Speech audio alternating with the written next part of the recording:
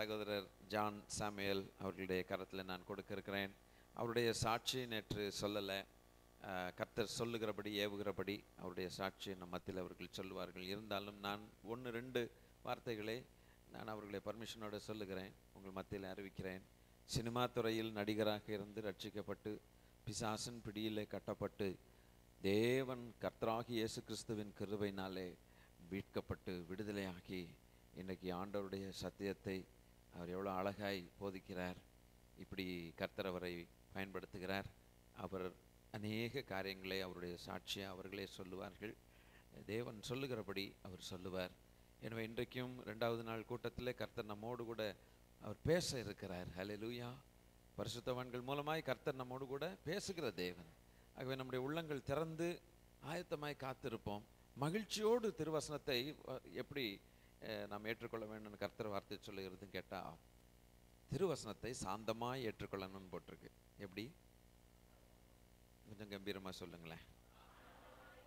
சாந்தமாய் ஏற்றுக்கொள்ளணும். அப்போ அந்த வசனம் வரும்போது அது அப்படி சாந்தமாய் அதை ஏற்றுக்கொண்டால் அந்த வசனத்தின் மூலமாக ஆசீர்வாதம் நமக்கு கிடைக்கும். Glory to God. ஆகவே வேத வசனத்துக்காக காத்திருப்போம். அன்பு சகோதரர் ஜான் சாமுவேல் சுவிசேஷகர் அவர்களை நான் ஊழியம் செய்யும்படிக்கு உங்கள் சார்பிலையும் அழைக்கிறேன். Praise the Lord. கர்த்தருடைய பரிசுத்த நாமத்துக்கு மகிமை உண்டாவதாக. இந்த விசேஷித்த கூட்டத்துடைய 2ஆம் நாள் வருகை தந்த தேவ ஊழியர்களுக்கும் அருமையான தேவ பிள்ளைகள், விசுவாச பிள்ளைகள் யாவருக்கும் ஆண்டவரும் இரட்சகருமாகிய இயேசுவின் நாமத்தினாலே உங்களை வாழ்த்தி வரவேற்கிறேன். பிரியமானவர்களே, இந்த இடத்துல வரைபடம் இருக்கிறபடினாலே ஆங்காங்கே தூரத்தில் இருக்கிறவங்க உங்களுக்கு விருப்பம் இருந்தால் நீங்கள் முன்னாடி வாங்க. இன்னும் நிறைய நாற்காலிகள் முன்னாடி ஆங்காங்கே காலி இடங்கள் உண்டு. நீங்கள் முன்னாடி வரும்படி உங்களை அன்பாய் கேட்கிறேன். கீழ்ப்பிடிந்த உங்களை கர்த்தர் ஆசீர்வதிப்பாராக. ஆண்டவர் உங்களை கொண்டு பெரிய காரியங்களை செய்வாராக. ஆண்டவருடைய வார்த்தை தான் நமக்கு ரொம்ப முக்கியமானது. பிரியமானவர்களே, நல்ல கவனிங்க. அந்த வார்த்தை தான் நம்மை உயிர்ப்பிக்கும். இந்த நேரத்தில் நேற்றைய தினத்தில் வராதவர்கள் எத்தனை பேர்? நேற்றைய தினத்தில் வரவில்லை, இன்றைக்கு தான் வந்திருக்கிறேன் அப்படின்றவங்க எத்தனை பேர்? நிறைய பேர் இருக்கிறீர்கள். சரி, நேற்றைக்கு என்ன கற்றுக் கொடுத்தோம் என்பதை நான் மறுபடியும் அதை டீச் பண்ணோன்னா அது நேரம் போயிடும். அதனால் சும்மா லைட்டாக பாவியின் இருதயத்தை பற்றி கற்றுக் கொடுத்தேன். பாவியின் இருதயம் என்றால் இயேசுவை ஏற்றுக்கொள்ளாத இருதயம் அல்ல. பாவியின் இருதயம் என்றால் பாவம் செய்பவருடைய இருதயம். இருதயம் என்றால் நம்முடைய உள்ளான மனுஷனுக்கு சம்பந்தப்பட்ட ஆத்துமாவில் ஒரு உறுப்பாய் இருக்கிறது என்பதை நாம் சிந்தித்தோம். அடுத்தது, இந்த இருதயத்தில் என்னெல்லாம் பாவ சுபாவ பழக்க வழக்கங்கள் என்னெல்லாம் உள்ளே இருக்கிறது என்பதை நாம் நேற்றைய தினத்தில் சிந்தித்தோம். சரி, உங்களுக்கு இதை பற்றி அறியணும் அப்படின்னா இந்த என் இருதயம் எப்படிப்பட்டது என்ற புஸ்தகம் அங்கே விற்பனை கொண்டு 50 ரூபாய், அதை வேணும்னா வாங்கி பயன்படுங்கள். இப்பொழுது நாம் டைரெக்டாக நம்ம பாடத்துக்கு போவோம். பிரியமானவர்களே, நேற்றுக்கு நாம் பார்த்தோம், இந்த 7 மிருகங்களை தவிர இந்த பிசாஸ் அநேக வேஷம் போட்டு அநேகரை வஞ்சிக்கிற காரியங்களை நாம் நேற்றைய தினத்தில் நாம் சிந்தித்தோம். இன்றைக்கு நம்ம கொஞ்சம் டீப்பாக பார்க்க போகிறோம். ஆனால் அதுக்கு முன்னாடி தேவனுடைய கண், இந்த தேவனுடைய கண்ணை பற்றி நான் கொஞ்சம் டீச் பண்ண விரும்புகிறேன். தி ஐ ஆஃப் காட். அன்பான கர்த்தருடைய பிள்ளைகளை நல்லா கவனிக்கணும். இப்போ மனுஷன் தேவ சாயலாய் படைக்கப்பட்டான் என்பதை எல்லாருக்கும் தெரியும். இந்த தேவ சாயல்னா என்ன என்பதை நிறைய பேர் புரிந்து கொள்ளாமல் இருக்கிறார்கள். தேவ சாயல்ல ஒன்று என்ன அப்படின்னு கேட்டிங்கன்னா, ஒரிஜினல் கிரியேஷன். ஆதாம் பாவம் பண்ணுவதற்கு முன்பாக original creation, the original state of man அப்படின்னு சொல்லுவாங்க. அந்த ஒரிஜினல் ஸ்டேட்டில் என்னென்ன இருந்துச்சு தேவனுடைய சாயல் அப்படின்னு சொல்கிறதுக்கு காரணம் என்ன அப்படின்னு கேட்டால், அவனுக்கு அந்த ஆதாமுக்கு தேவனுடைய கண் இருந்துச்சு. Adam was given the eye of God.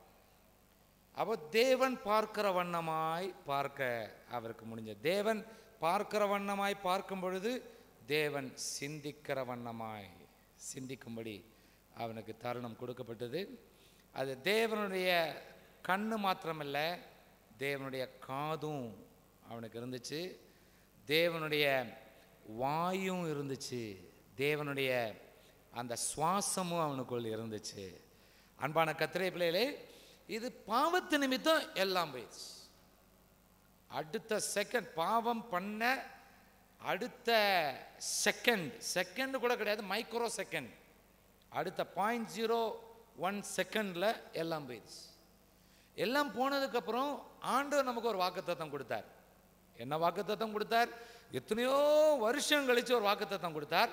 நான் உன்மேல் என் கண்ணை வைத்து உனக்கு ஆலோசனை சொல்லுவேன் அப்படின்னு வாக்குத்தத்தம் கொடுத்தார். அதை எத்தனை பேர் கேட்குறாங்களோ யாருக்கு தெரியும். நம்ம என்ன நினைக்கிறோம்? ஏற்கனவே 2 கண் இருக்கே, அப்புறம் இதில் 2 கண்ணு போதாம இன்னொரு கண்ணு தேவையா?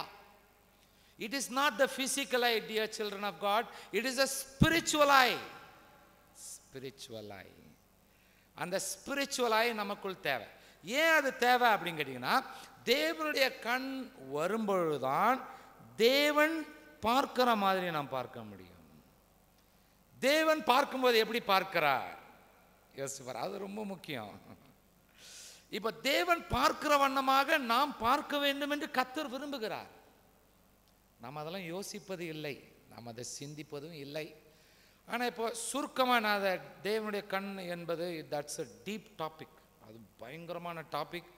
அதுக்குள்ளார போயிட்டோன்னா அப்புறம் நம்ம மீண்டு வர்றது கொஞ்சம் கஷ்டமாயிடும். அப்புறம் இந்த இன்னும் மனசாட்சி இருக்குது, அப்புறம் தான் இவனை பற்றி சாத்தான் பற்றி அநேக ஸ்டடி இருக்குது, இதுக்கு பின்னாடி இயேசுவை ஏற்றுக்கொண்ட இறுதி அந்த ஒரு ஸ்டடி இருக்குது, அதில் டைம் ஆகிடும்.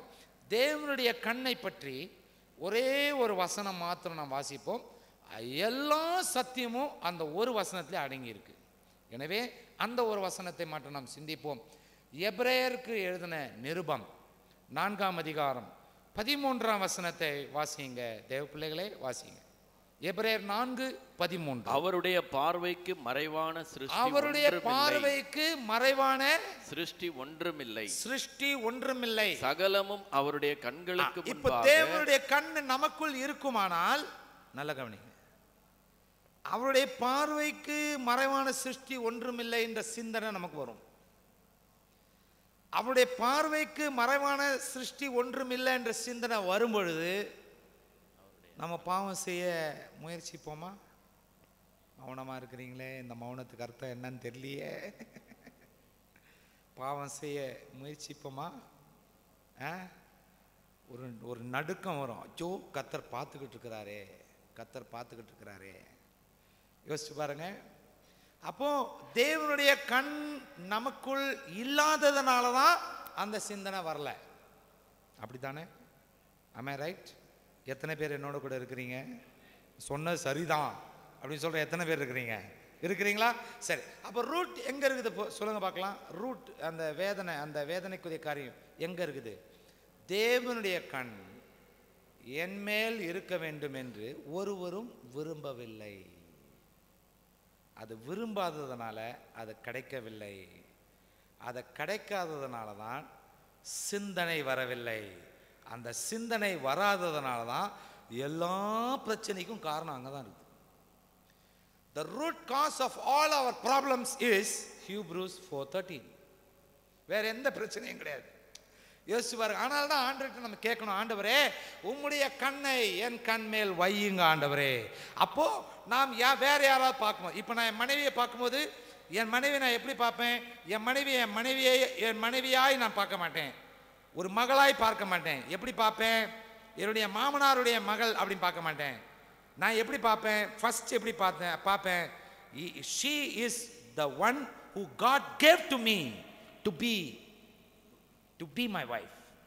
அவள்தான் ஆண்டவர் எனக்கு என்னுடைய மனைவியாக கொடுத்தாள் என்கிற சிந்தனை எப்போ வரும்? தேவனுடைய கண் என் மேலே வரும்போது தான். இப்போ தேவனுடைய கண் என் மேலே வரணும் எல்லாத்துக்குமே. இது ஜஸ்ட் ஒரு சாம்பிள் மட்டும்தான். ஆமென் சொல்ல மாட்டீங்களா? அல்லேலூயா. இந்த வசனத்தை வாசிச்சதுக்கப்புறம் சின்ன ஒரு ஜெபம் பண்ணுவோம். வாசிங்க ஐயா, தொடர்ந்து. அவருடைய கண்களுக்கு முன்பாக நிர்வாணமாயும் வெளியரங்கமாயும் இருக்கிறது. அப்படின்னு என்ன அர்த்தம்? Secret since. நல்லா கவனிங்க. சீக்ரெட் சின்ஸ், ரகசிய பாவங்கள். ரகசிய பாவங்கள்னா என்ன? ரகசிய பாவங்கள்னா என்னன்னு கேட்டிங்கன்னா, நாம் செய்கிற பாவங்கள் எனக்கு மட்டும்தான் தெரியும், என்னுடைய நியர் அண்ட் டியர் ஒன்ஸுக்கு மட்டும்தான் தெரியும், மற்றவர்களுக்கு தெரியவில்லை. அதுதான் ரகசிய பாவம். ரகசிய பாவம் என்னொன்று இருக்குது, அது புறமான மனுஷனை விட உள்ளான மனுஷனை தான் அது பாதிக்கிறது. இந்த ரகசிய பாவங்களுக்கு ஒரு பெரிய ஒரு காரியம். இந்த ரகசிய பாவம் என்ன பண்ணுன்னு கேட்டிங்கன்னா, தேவனுடைய சாயலை அழிக்கும். Sin is so powerful that it even corrupts the image of God. சிந்திச்சு பாருங்க, இது பயங்கரமான வார்த்தை. Sin is so powerful that it can even corrupt the image of God. ஆனால்தான் பாவத்து நிமித்தம் ஆதாம் எல்லாவற்றையும் இழந்துட்டான். ஆனால்தான் பாவம் இல்லாத ஒரு வாழ்க்கை வாழ வேண்டும் என்று கர்த்தர் விரும்புகிறார். ஆமென் சொல்ல மாட்டீங்களா? அல்லேலூயா. ரகசிய பாவங்களானாலும் சரி. நான் உங்களுக்கு ஒரு சின்ன ஒரு உதாரணம் நான் சொல்ல விரும்புகிறேன். அன்பான கர்த்தருடைய பிள்ளைகளே, ஒரு ஐயா 13 வருஷமாக சுருட்டு பிடிச்சிக்கிட்டு இருப்பாராம். சுருட்டு, சிகார். அவருக்கு ஒரு வீக்னஸ். அந்த சுருட்டு பிடித்து என்ன செய்வாராம், அவர் சின்ன வெங்காயம் போட்டுருவாராம். இப்போ அநேகருக்கு ஐடியா கொடுத்துட்டேன்னு என்னமோ, கர்த்தாவே என்னை மன்னிச்சிடப்பா, ஐடியா கொடுக்கல, நடந்த சம்பவத்தை தான் உங்களுக்கு தெரியப்படுத்துகிறேன். அப்போ அதை பிடிச்சிட்டு என்ன செய்வாராம், சின்ன வெங்காயத்தை போட்டால் ஸ்மெல், எப்பேற்பட்ட ஸ்மெல்லும் அதை அடைக்கிறோம், வேற மாதிரி ஸ்மெல் தான் வரும். அப்படியே 13 வருஷம் அவர் அந்த ரகசிய பாவத்தை உள்ளே வச்சிருந்தார். திடீரென்று எத்தனை தடவை கர்த்தர் அந்த பாவத்தை உணர்த்தியிருப்பார். சிந்திச்சு பாருங்க. அவர் செல்கின்ற சபைக்கு எத்தனை தடவை அந்த பாஸ்டர் மூலமாக கர்த்தர் உணர்த்தியிருப்பார், எத்தனை தடவை மனசாட்சி மூலம் உணர்த்தியிருப்பார். அவர் கீழ்ப்படுகிற மாதிரி இல்லை. ஒரு குறிப்பிட்ட காலம் வந்ததுக்கப்புறம் பாடல் ஆராதனை நடத்துவதற்கும் 4 பேரில் இவர் ஒருத்தராக வந்து நிற்கிறார். திடீர்னு அந்த சபையில் ஒரு VBS நிகழ்ச்சி நடக்குது. அந்த VBS நிகழ்ச்சியில் ஒரு 8வது படித்த 13 வயது சகோதரி, பக்கத்தில் ஹிந்து பேக்ரவுண்ட், அவங்க சனிக்கிழமை மீட்டிங்கில் பரிசுத்தாவின் அபிஷேகத்தை பற்றி பேசும்போது அபிஷேகத்தால் நிரப்பப்பட்டார்கள்.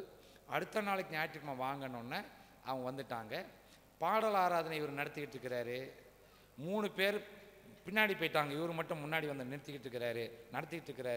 திடீரென்று இவர் போடுற சத்தத்தை விட அந்த 13 வயசுக்குள்ளார ஆவியானவர் இறங்கி, மகனே நீ 13 வருஷமாய் சுருட்டு பிடித்து கொண்டிருக்கிறாய் அப்படின்னு வெளியிடங்கமா சொன்ன உடனே, அந்த வார்த்தை இவர் காதால கேட்ட உடனே அடுத்த நிமிஷம் மைக்க பிடிச்சி அங்கேயே திணறி அப்படியே ஆடுற நடுங்குது, நடுங்கி வார்த்தை வரமாட்டேங்குது.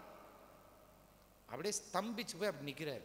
ஷாக்ல he was so bemused and shocked that words did not proceed from his mouth. அப்படியே நிற்கிறார். உடனே அவரே உளறிட்டார், இந்த மகள் சொன்னது சரிதான். அப்படி அங்கே அவமானமாய் போச்சு. யோசிச்சு பாருங்க. ரகசிய பாவங்கள் ஆண்டவர் கொஞ்சம் டைம் கொடுப்பார். ஏன்னா நேசிக்கிறார், நம்மளை நேசிக்கிறார். அவருடைய மௌனத்தை சம்மதமாக நாம் நினைக்கக்கூடாது. மனுஷனுடைய மௌனமான சம்மதத்துக்கு அறிகுறியாக இருக்கலாம், ஆனால் கர்த்தருடைய மௌனம் அது சம்மதத்துக்கு அறிகுறி அல்ல. ஆமேன் ஆமேன் சொல்ல மாட்டீங்களா? கர்த்தருடைய மௌனம் அது ரட்சிப்பாக எண்ணிக்கொள்ளுங்கள். ஆமேன் சொல்லுங்களேன். நீ ரட்சிக்கப்பட வேண்டும் என்பதற்காக மௌனமாய் இருக்கிறார், மௌனத்தை கடைப்பிடிக்கிறார். பிரியமானவர்களே, சிந்திச்சு பாருங்க. டைம் கொடுக்கிறார், ஆனால் அந்த டைம்குள்ளார இயேசுவை ஏற்றுக்கொள்ள அந்த பாவத்தை விட்டு நீங்கள் மனம் திரும்பலனா அவர் வேற மாதிரி டீல் பண்ணுறாரு. அவர் வேற மாதிரி டீல் பண்ணுவார், ஆனால் நோ ப்ராப்ளம். ஏன்னு கேட்டால் மறுபடியும் நம்மளை நேசிக்கிறார்னு அர்த்தம். சுத்தமாக விட்டுட்டு நியாயத்தீர்ப்பில் ஒன்று பார்த்துக்கிறேன்னு விடுறாரு பாருங்க, அது டேஞ்சர் தான். அதனால் ரகசிய பாவங்கள் எதுவாக இருந்தாலும் அறிக்கை செய்து விட்டுவிட வேண்டும். ஏன்? தொடர்ந்து வாசிங்கய்யா. வசனத்தில் என்ன இருக்குது? வெளியரங்கமாயும் இருக்கிறது, அவருக்கே நாம் என்ன செய்ய வேண்டும் ஐயா? கணக்கு ஒப்புவிக்க வேண்டும். அப்ப ரகசிய பாவங்களுக்கும் கணக்கு ஒப்புவிக்க வேண்டும் என்பதை மறக்கவே கூடாது. ஆமென் சொல்ல மாட்டீங்களா? மறக்கவே கூடாது. ரகசிய பாவங்கள் உங்களுக்கு தெரியும். என்னென்ன ரகசிய பாவங்கள் உங்களுக்குள்ளார என்னென்ன ஓடிக்கிட்டு இருக்கோ தெரில. ஸ்தோத்திரம். ஆமென் சொல்ல மாட்டீங்களா? அல்லேலூயா சொல்ல மாட்டீங்களா? ஆமாம். இந்த ரகசிய பாவங்கள் வருவதற்கு மெயின் காரணம் என்ன அப்படின்னு கேட்டிங்கன்னா, இது ஒரு மெயின் காரணம் என்ன அப்படின்னு கேட்டிங்கன்னா, குடும்பத்துக்குள்ளார சரியான ஐக்கியம் இல்லாதது. எத்தனை பேர் இதை ஏற்றுக்கொள்வீங்க எனக்கு சொல்ல தெரியாது. புருஷன் மனைவிக்குள்ளார ஒரு நல்ல ரிலேஷன்ஷிப், ஒரு நல்ல ஒரு உறவு, ஹைட் அண்ட் சீக் இல்லாமல் எல்லாமே வெளியரங்கமான, எல்லாமே ஓப்பன், எவ்ரிதிங் இஸ் ஓப்பன், அப்படி ஒரு ரிலேஷன்ஷிப் அங்கே இருக்கும் பொழுது அங்கே ரகசிய பாவங்களுக்கு அங்கே இடமே இல்லை. பிரியமானவர்களே, ஆமென் சொல்ல மாட்டீங்களா? அல்லேலூயா சொல்ல மாட்டீங்களா? எஸ். அநேகர் என்ன செய்வாங்க, தேவனோட கூட நல்ல ரிலேஷன்ஷிப்பில் இருப்பாங்க. Please forgive me for telling these words and it's true. அநேகர் தேவனோட கூட நல்ல ரிலேஷன்ஷிப்பில் இருப்பாங்க, ஃபேமிலியில் சரியான ரிலேஷன்ஷிப் இருக்காது, அவங்க ரகசிய பாவத்தில் இருப்பாங்க. ஆனால் பார்த்தீங்கன்னா ஜபம் பார்த்தீங்கன்னா 5 மணி நேரம், 1/2 மணி நேரம், 8 மணி நேரம், அவங்க பிரசங்கமெல்லாம் பார்த்தீங்கன்னா பயங்கரமாக இருக்கும், அவங்களுடைய ப்ரெசன்டேஷன்லாம் பார்த்தீங்கன்னா பயங்கரமாக இருக்கும், அவனோட ஆசீர்வாதங்கள்லாம் பார்த்தீங்கன்னா பயங்கரமாக இருக்கும். ஆனால் ரகசிய பாவங்கள் கண்டினியூ ஆகிட்டே தான் இருக்கும். அது செட் ஆகாது. அது என்னைக்காவது ஒரு நாளைக்கு அது கவுத்துரும். பிரியமானவர்களே, twelve citizenship danger. I am a citizenship of light and I am a citizen of darkness. அது செட் ஆகாது. either you have to be a citizen of light or you have to be a citizen of darkness. Dual, இரட்டிப்பான நன்மை எனக்கு கர்த்தர் தந்திருக்கிறாரு. இது இரட்டிப்பான நன்மை கிடையாது. நல்ல கவனிங்க. ஆமென் சொல்ல மாட்டீங்களா? ஒரு பக்கத்தில் பரிசுத்தம் நல்லா தான் இருக்குது, இன்னொரு பக்கத்தில் இருள் பாவம், இது ரகசிய பாவம், அது நடக்காது. யூதாஸ் மாதிரி. யூதாஸ் பாருங்க, காலங்காத்தால ப்ரேயர், நல்ல ப்ரேயர் லைஃப். யூதாஸ் மாதிரி ஒரு ப்ரேயர் லைஃப் இது யாருக்குமே இல்லையா? நான் ஒரு இதில் படித்தேன், யூதாஸ் பயங்கர ப்ரேயர் வாரியர், அதே நேரத்தில் பயங்கர ஹெல்ப், அவர் தான் ஹெல்ப் பண்ணுவார், ஹார்டு ஒர்க்கரான், பயங்கரமான ஹார்டு ஒர்க்கர். இயேசு சொன்ன ஓமைகள் அந்த இதெல்லாம் ரொம்ப பயங்கரமாக இது பண்ணுவார், பயங்கர கரிசனை உடையவர். ஆனால் இரவு நேரத்தில் பார்த்தீங்கன்னா டுவல் சிட்டிசன்ஷிப். என்ன செய்வார், பகலில் அவர் வெளிச்சத்தோடு இருந்தார், இயேசுவோடு இருந்தார். இரவில் என்ன செஞ்சார், எப்படி இவரை காட்டி கொடுக்கலாம், டுவல் சிட்டிசன்ஷிப். அங்கேயும் போனார், இங்கேயும் வச்சுக்கிட்டார் காலு, அங்கேயும் வச்சுக்கிட்டார் காலு. ரிசல்ட் என்ன, நான்று கொண்டு செத்தான். அப்படி ஒரு நிலவரம் நமக்கு வராதபடிக்கு கண்களை மூடி ஒரு 2 நிமிஷம் கர்த்தரை நோக்கி, ஆண்டவரே இந்த டுவல் சிட்டிசன்ஷிப் வேண்டாம்ப்பா, ஸ்தோத்திரம், சற்று போல இருள் எனக்குள் வேண்டாம் ஆண்டவரே, ப்ளீஸ் லார்ட். தேவனுடைய கண் என் மேல் இருந்தாதான் இருள் எது வெளிச்சம் எது என்று கண்டுபிடிக்க முடியும். ஒரு சில நேரத்தில் இருள் வெளிச்சம் போல அது தெரியும், அது வஞ்சிக்கக்கூடிய ஒரு இருள், அது வஞ்சிக்கக்கூடிய ஒரு வெளிச்சம் வேண்டாம். கண்களை மூடி வாயை திறந்து, ஆண்டவரே எனக்குள் இருக்கிற ரகசிய பாவங்களை இயேசுவின் நாமத்தினால அறிக்கை செய்து விட்டுவிடும்படி எனக்கு உதவி செய்யும் ஆண்டவரே. உங்களுடைய ஃபேமிலி மெம்பர்ஸுக்காக ஜெபம் பண்ணுங்கள் தேவ பிள்ளைகளே. என்னுடைய புருஷனுக்குள் இருக்கிற ரகசிய பாவங்கள், என்னுடைய மனைவிக்குள் இருக்கிற ரகசிய பாவங்கள், என்னுடைய பிள்ளைகளுக்குள் இருக்கிற ரகசிய பாவங்கள், என்னுடைய பெற்றோர்களுக்குள் இருக்கிற ரகசிய பாவங்கள், என்னுடைய மருமகன் என்னுடைய மருமகளுக்குள்ளார இருக்கிற ரகசிய பாவங்கள், எல்லாவற்றையும் கர்த்தர் மன்னிப்பீராக. அவர்களை வெட்டு வெளிச்சத்துக்கு கொண்டு வந்து அவர்களை உணர்த்துவீராக. ஆண்டவரே பாவங்களை அறிக்கை செய்து விட்டு தேவ இரக்கமாகிய கிருபையை அவர்கள் பெற்றுக்கொள்ள கர்த்தர் உதவி செய்வீராக. ஆண்டவரே மனக்கண்கள் திறக்கப்படுவதாக. 2 இடத்திலையும் ஐக்கியம் வைக்க கூடாது என்பதை உணர்த்துவீராக. பாவத்தோடு இருக்கிற ஐக்கியம், இருளோடு இருக்கிற ஐக்கியம், வஞ்சனையோடு கூட இருக்கிற ஐக்கியத்தை இயேசுவின் நாமத்தினாலே துண்டித்து ஆண்டவரோடு கூட ஐக்கியம் வைக்கத்தக்க கர்த்தர் உதவி செய்வீராக, உதவி செய்வீராக. எபிரேயர் 4:13 எங்கள் மனதில் ஒளிக்கட்டும் ஆண்டவரே, எங்கள் இருதயத்தை பதியட்டும் ஆண்டவரே, தேவனுடைய கண் எங்கள் மேல் அமருவதாக. கர்த்தர் சிந்திக்கிற வண்ணமாய் சிந்திக்க உதவி செய்வீராக. ஆமென், அல்லேலூயா. கர்த்தர் செஞ்சதுக்காய் கரங்களை உயர்த்தி ஆண்டவரே நன்றி என்று சொல்லுங்க. கர்த்தர் உங்களோட கூட இருப்பாராக. அல்லேலூயா. எஸ். அடுத்தது மனசாட்சி. மனசாட்சினா என்ன? மனசாட்சினா என்ன அப்படின்னு கேட்டிங்கன்னா, அதுதான் ஆவியில ஒரு உறுப்பாய் இருக்கிறது, நம்முடைய ஆவி, ஸ்பிரிட். அந்த ஸ்பிரிட்ல ஒரு உறுப்பாய் இருக்கிறது. இந்த மனசாட்சி அது என்ன பண்ணும் அப்படின்னு கேட்டீங்கன்னா, மனசாட்சி எப்பயுமே அறிவை சார்ந்திருக்கும். அறிவு, நாலேஜை அது சார்ந்திருக்கும். இப்போ பிரியமானவர்களே நல்ல கவனிங்க. இப்போ இவருக்கு நல்ல கவனிங்க, 2 விதமான காரியங்கள் இருக்கு, அதை நம்ம சிந்திப்போம். முதல்ல மனசாட்சி, 2 விதமான மனசாட்சி, நம்ம அதை கொஞ்சம் ஸ்டடி பண்ணுவோம். அப்புறம் டீட்டெயிலாக போக வேண்டாம், சும்மா லைட்டாக மேலோட்டமான அந்த சத்தியத்தை மட்டும் எடுத்துக்கொள்வோம். 1 தீமோத்தேயு 3ஆம் அதிகாரம் 9ஆம் வசனத்தில் மனசாட்சி பற்றி என்ன சொல்லப்பட்டிருக்கு அங்கே வாசிங்க. 1 தீமோத்தேயு 3:9 வாசிங்க. விசுவாசத்தின் ரகசியத்தை சுத்த மனசாட்சியிலே காத்துக்கொள்ளுகிறோம். சுத்த மனசாட்சி, ஆங்கிலத்தில் கிளியர் கான்ஷியன்ஸ் என்று நாம் பார்க்கிறோம். சரி, அடுத்தது நல்ல கவனிங்க, விசுவாசத்தின் ரகசியத்தை. சரி, அந்த விசுவாசத்தின் ரகசியம் அதை நம்ம பார்க்க வேண்டாம், அது ரொம்ப டீப்பாக போயிடும். இந்த சுத்த மனசாட்சி மாத்திரம் நம்ம எடுத்துப்போம். சரி, இப்போ இங்கே கவனிங்க, அப்போஸ்தலர் 23:1 வாசிங்க. அதில் என்ன இருக்குது பாருங்க. சும்மா ஒரு வேர்டில் கொஞ்சம் டிஃப்ரென்ஸ் தான், ஆனால் கொஞ்சம் அதில் ஒரு அர்த்தம் இருக்குது, அதை நம்ம சிந்திப்போம். வாசிங்க, அப்போஸ்தலர் 23:1.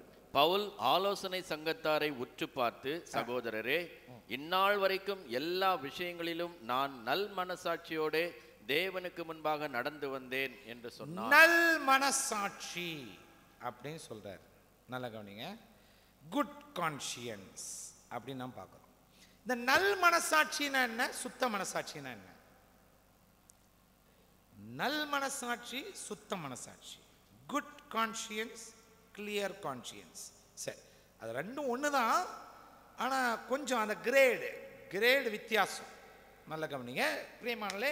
இப்போ நான் உங்களுக்கு அறிவு, அந்த அறிவை கொண்டு வந்தானா டக்குன்னு உங்களுக்கு புரியும்.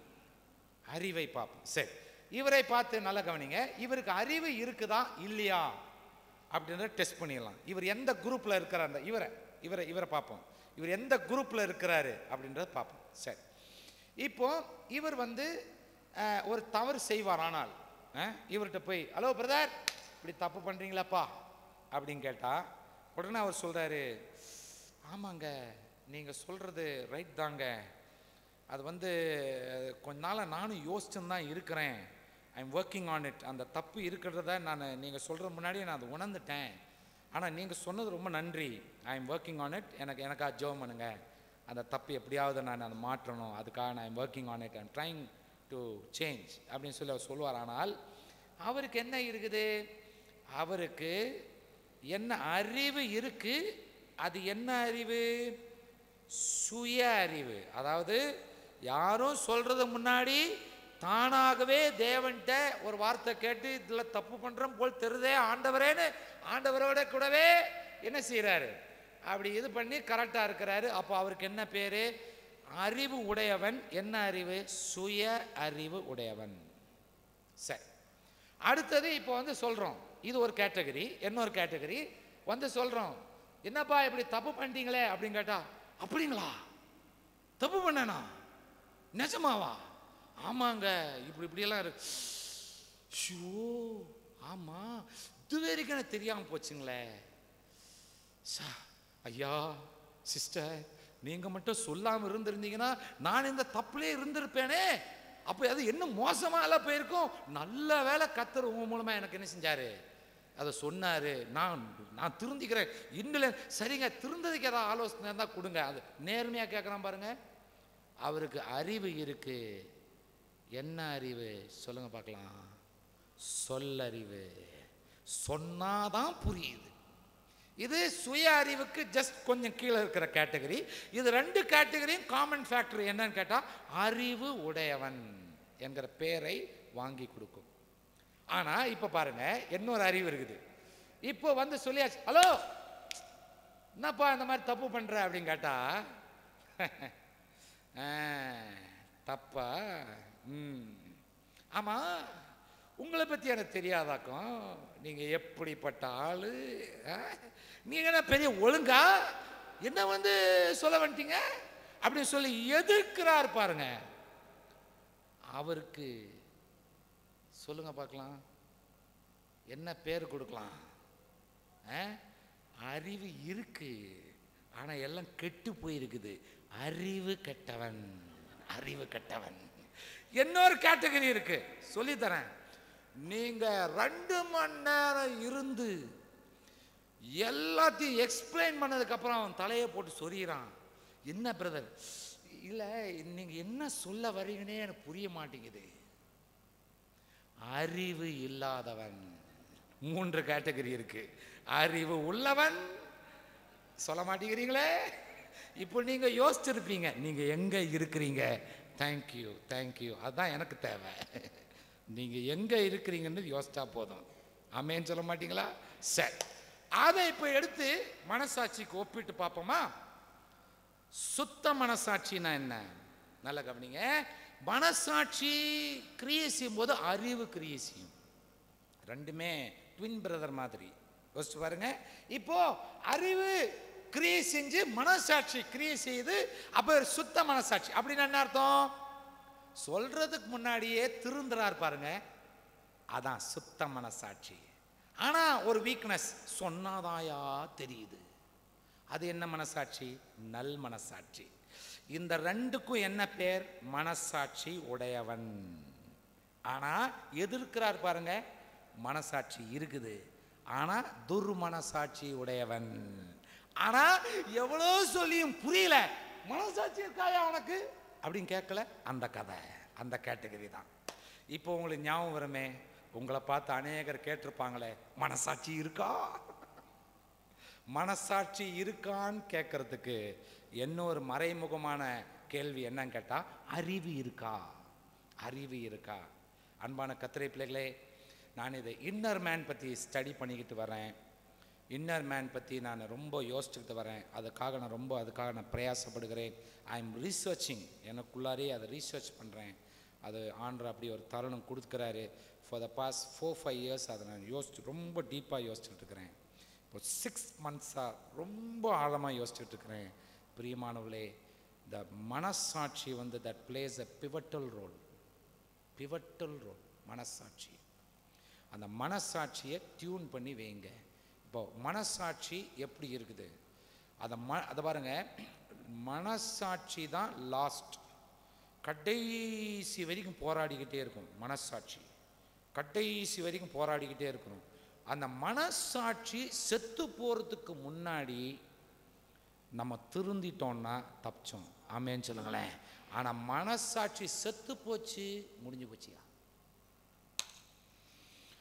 Very difficult to revive him unless the power of God descends on that particular person's inner man. அந்த பர்டிகுலர் மனுஷனுடைய, குறிப்பிட்ட மனுஷனுடைய உள்ளான மனுஷனுக்குள் கர்த்தருடைய வல்லமையான கிரியை இல்லை என்றால் அந்த செத்த மனசாட்சியை உயிர்ப்பிக்கவே முடியாது. அன்பான கர்த்தருடைய பிள்ளைகளே, எங்க இருக்கிறீங்க மனசாட்சி? இப்போ மனசாட்சி பாவத்திலேயே இருப்போமானால் மனசாட்சி எப்படி இருக்கும் பாருங்க. அதுதான் இங்க வரைஞ்சிருக்கிறேன். என்னன்னு கேட்டா கருப்பு. கருப்புன்னா என்ன அர்த்தம்? இருள். அப்படின்னு என்ன? பாவத்துல மூழ்கி போச்சு. அப்படின்னு என்ன? மனசாட்சிக்குள் இருந்த தேவ வெளிச்சம் இல்லாமல் போயிற்று. பாவத்தை நிமித்தம். மனசாட்சியில தேவ வெளிச்சம் இருக்கும். மனசாட்சியிலிருந்து வர்ற லைட்டு தான் எல்லாமே. மனசாட்சியில லைட் இல்லையா, போச்சு, எல்லாம் போயிடும்.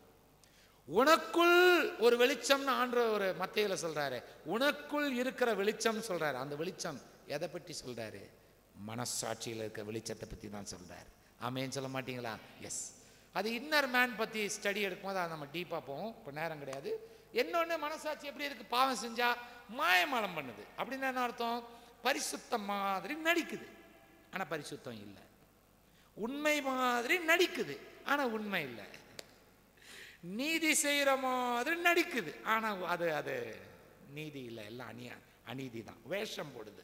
பாருங்க, இப்படிப்பட்டவங்களுடைய கேரக்டர் என்ன, இப்படிப்பட்டவங்களுடைய நிலைமை என்ன அப்படின்னு கேட்டால், நியாய தீர்ப்பு நாளில் கைவிடப்படுவார்கள். நான் அவனை அறியேன்.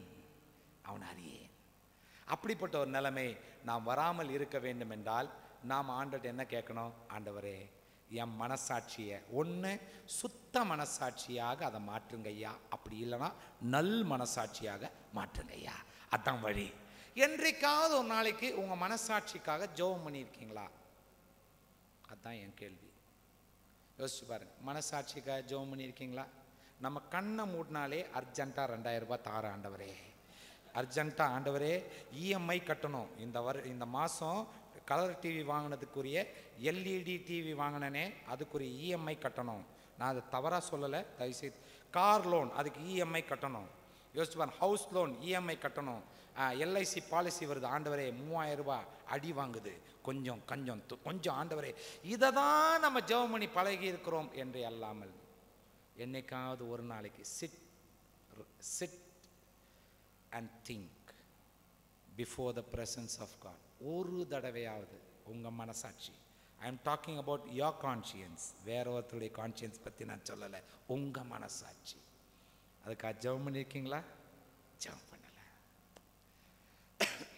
எக்ஸ்கியூஸ் மீ, மனசாட்சிக்காக ஜெபம் பண்ணுறதுக்கே மனசாட்சி தேவை. அதான் அங்கதான் மனசாட்சி தேவை. ஆமென், அல்லேலூயா. மனசாட்சி தேவை. ஆமென் சொல்ல மாட்டீங்களா? கைகளை வைத்து ஆண்டவர்கிட்ட கேட்போமா? ஆண்டவரே, நீர் விரும்புகிற மனசாட்சி எனக்குள் இருக்கும்படி கிருபை தாரும் ஆண்டவரே. The best way to pray என்ன தெரியுங்களா? நான் பாவம் செய்யறதுக்கு முன்னாடி, எப்போ நன்மை தீமை அறியத்தக்க இதிலே வளர்ந்தேனே, நான் என்றைக்கு பாவம் செய்ய ஆரம்பித்தேனோ அப்போ என் மனசாட்சி மழுங்கி போச்சே.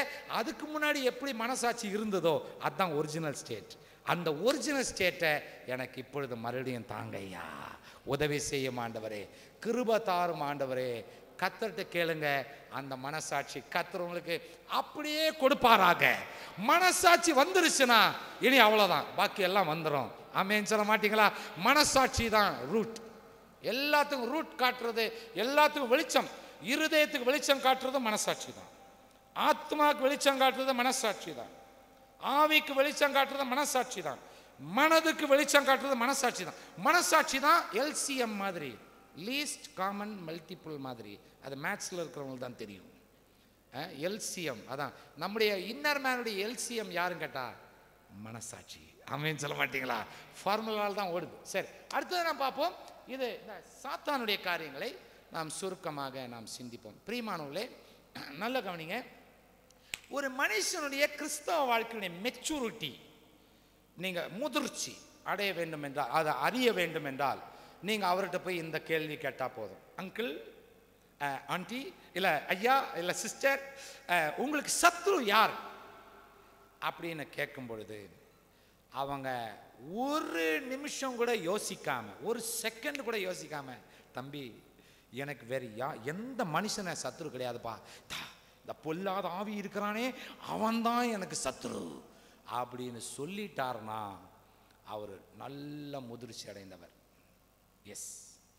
இன்னொரு கேட்டகரி இருக்கு, கொஞ்சம் கூட இது, அங்கிள் உங்களுக்கு யாரு உங்களுக்கு எனிமி அப்படின்னு கேட்டனா, எப்பா சாத்தான், ரைட்டு, அது சாத்தான் இதெல்லாம் இருக்கட்டும், ஆனா அதை விட ஒரு பெரிய பொல்லாத எனிமி இருக்குப்பா. அப்படிங்களா? யார் அங்கிள் அது? ஒண்ணுமில்லப்பா, என் மாம்சம்தான் அப்படின்னு ஒருவர் சொல்வார். ஆனால் top range maturity, top range maturity, அதை விட ஒரு மெச்சூரிட்டி வேற எதுவுமே கிடையாது.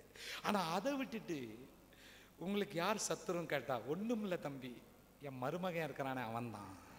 ஒண்ணுமில்ல தம்பி, என் மாமியார் இருக்கிறாங்களே அவங்க தான். ஒண்ணுமில்லப்பா, எதிர் வீட்டில் இருக்கிறானே அவன் தான். ஒண்ணுமில்லப்பா, கொடுத்தவன் இருக்கிறான்ப்பா, வாடகை தரான் அவன் தான் பொல்லாதவன். வேலை செய்யற இடத்துல மேனேஜர் இருக்கிறாரே பொல்லாதாவி அவன் தான். இப்படி மனுஷனை நீங்க பாயிண்ட் அவுட் பண்ணி அவன் தான் சத்ரு நீங்க சொன்னீங்கன்னா, இல்லை நினைச்சீங்கன்னா போச்சு. கிறிஸ்தவ வாழ்க்கையில் உங்க முதிர்ச்சி சுத்தமா இல்லை. You are still babes. Babes இன்னும் கிறிஸ்துவுக்குள் இன்னும் நீங்கள் புருஷராகவில்லை, கிறிஸ்துவுக்குள் இன்னும் பால் குடிக்கிற பிள்ளைகளாக இருக்கிறீர்கள் என்று அர்த்தம். இந்த வார்த்தை சொன்னதுக்கு என்னை மன்னிச்சிருங்க ப்ளீஸ். ஏன்னா வயசானவங்க நிறைய பேர் இருப்பீங்க, தயவுசெய்து டோன்ட் கெட் ஹர்ட். இந்த வார்த்தை என்ன, அப்போ நான் என்ன பால் குடிக்கிற பிள்ளையா, இப்படியெல்லாம் சண்டைக்கு வந்துடாதீங்க. தயவுசெய்து கொஞ்சம் சிந்திங்க, செல்ஃப் எக்ஸாமினேஷன். ஏற்கனவே இந்த புக்கில் நான் கொடுத்துருப்பேன். தர் பரிசோதனை வேட பாதகம், தர் பரிசோதனை வேத பாட புத்தகம்.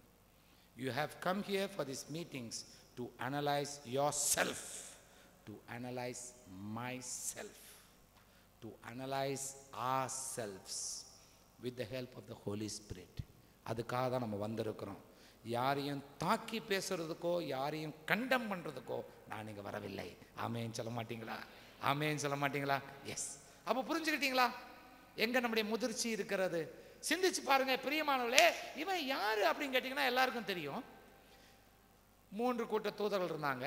ஒருத்தன் அங்கேருந்து ஆண்டு விரோதம் எழும்பி ஆண்டவனை தள்ளி விட்டார். இங்கே வந்துட்டு பிசாசாக மாறிட்டான்.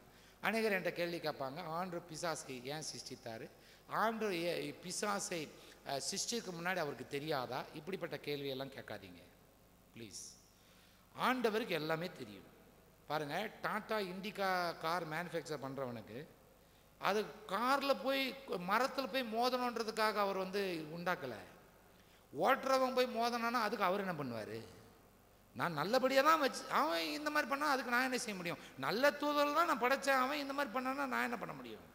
அதனால் அதுதான் ரீசன் பிரியமானவர்களே. அப்போ ஒரு கூட்டத்தை தள்ளிட்டாரு, இன்னொரு கூட்டத்தை அங்கே நிரப்பணும். ஆமேன்னு சொல்ல மாட்டீங்களா?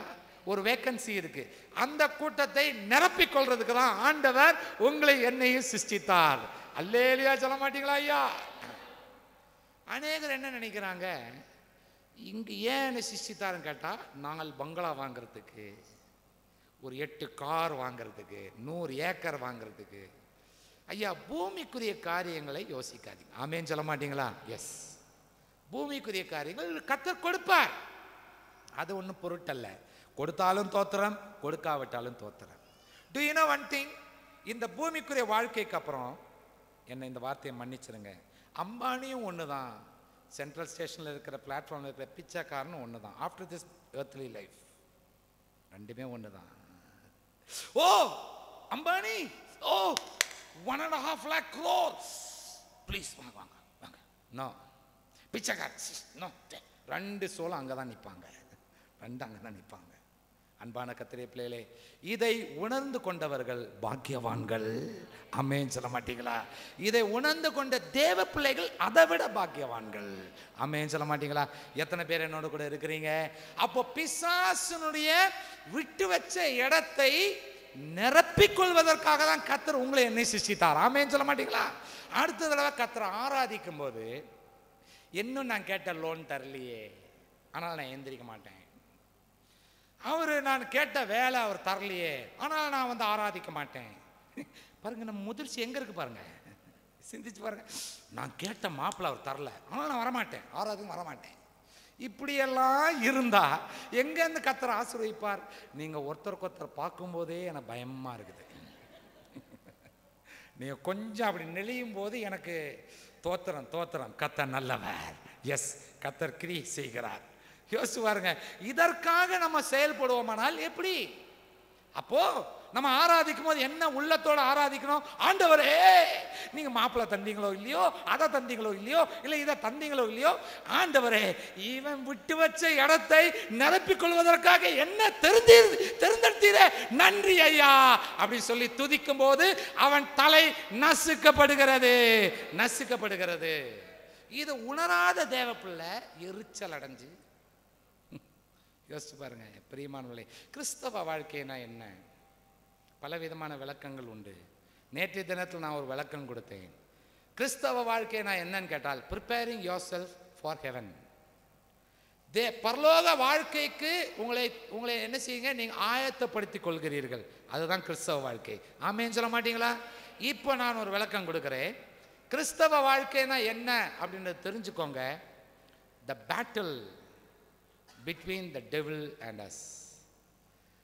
டெவில் என்ன பண்றான்? பிசாசு என்ன பண்றான்? மனுஷனை பார்த்து சொல்றான், ஹலோ, நீ நான் விட்டு வச்ச இடத்துக்கு நீ போறியா? உன்னை என்ன பண்றான் பார், நான் போற இடத்துக்கு உன்னை கூட்டிட்டு போறான் பார் அப்படின்னு இவன் அவனை கூட்டிட்டு போறான். கொஞ்சம் உணர்வு இருந்தா நல்லா இருக்கும். ஆமேன்னு சொல்ல மாட்டீங்களா? ஆமேன்னு சொல்ல மாட்டீங்களா? எத்தனை பேருக்கு உணர்வு இருக்கு? எத்தனை பேருக்கு உணர்வு வந்துருச்சு? ஆமேன்னு சொல்லுங்களேன். இவன் அதை நான் இவரை தான் சொன்னேன், ஆனால் இவர் மூலம் உங்களுக்கு வந்திருக்கும்னு நான் நம்புகிறேன். அதுதான் என்னுடைய நம்பிக்கை. ஆமென், ஹல்லேலூயா. அன்பான கர்த்தருடைய பிள்ளைகளே, பாருங்க, இது நம்ம we fail to realize this phenomenon. இது நம்ம ஆண்டவர்கிட்ட கேட்கறது இல்லை. நம்ம ஆண்டவர்கிட்ட வந்தாலே நம்ம என்ன செய்யறோம்? நல்ல கவனிங்க. Outer man, inner man. உள்ளான மனுஷன், புறமான மனுஷன். ஆண்டவர் என்ன செய்யறாரு? புறமான மனுஷனை வச்சு உள்ளான மனுஷனை வச்சு நம்ம புறமான காரியங்களை முறியடிக்கணும்னு அவர் விரும்புகிறாரு. இவன் என்ன பண்றான்? உள்ளான மனுஷனை வச்சு மாத்தி சொல்றேன், புறமான, அவ்வளோ எக்ஸைட்டடா இருக்கிறேன், புறமான மனுஷனை வச்சு உள்ளான மனுஷனை அடிக்கணும்னு அவன் பார்க்கறான். இதுல ரெண்டுக்கும் நடுவுல மாட்டிட்டு இருக்கிறது யாருன்னு கேட்டா ஆத்துமா. அது எடுக்கிற முடிவு தான் ரொம்ப வைட்டல். ஆத்துமா எடுக்கிற முடிவு எதுவோ அதுதான் நிறைவேறும். ஆத்துமா முடிவு எடுக்கும். என்ன எடுக்கும்?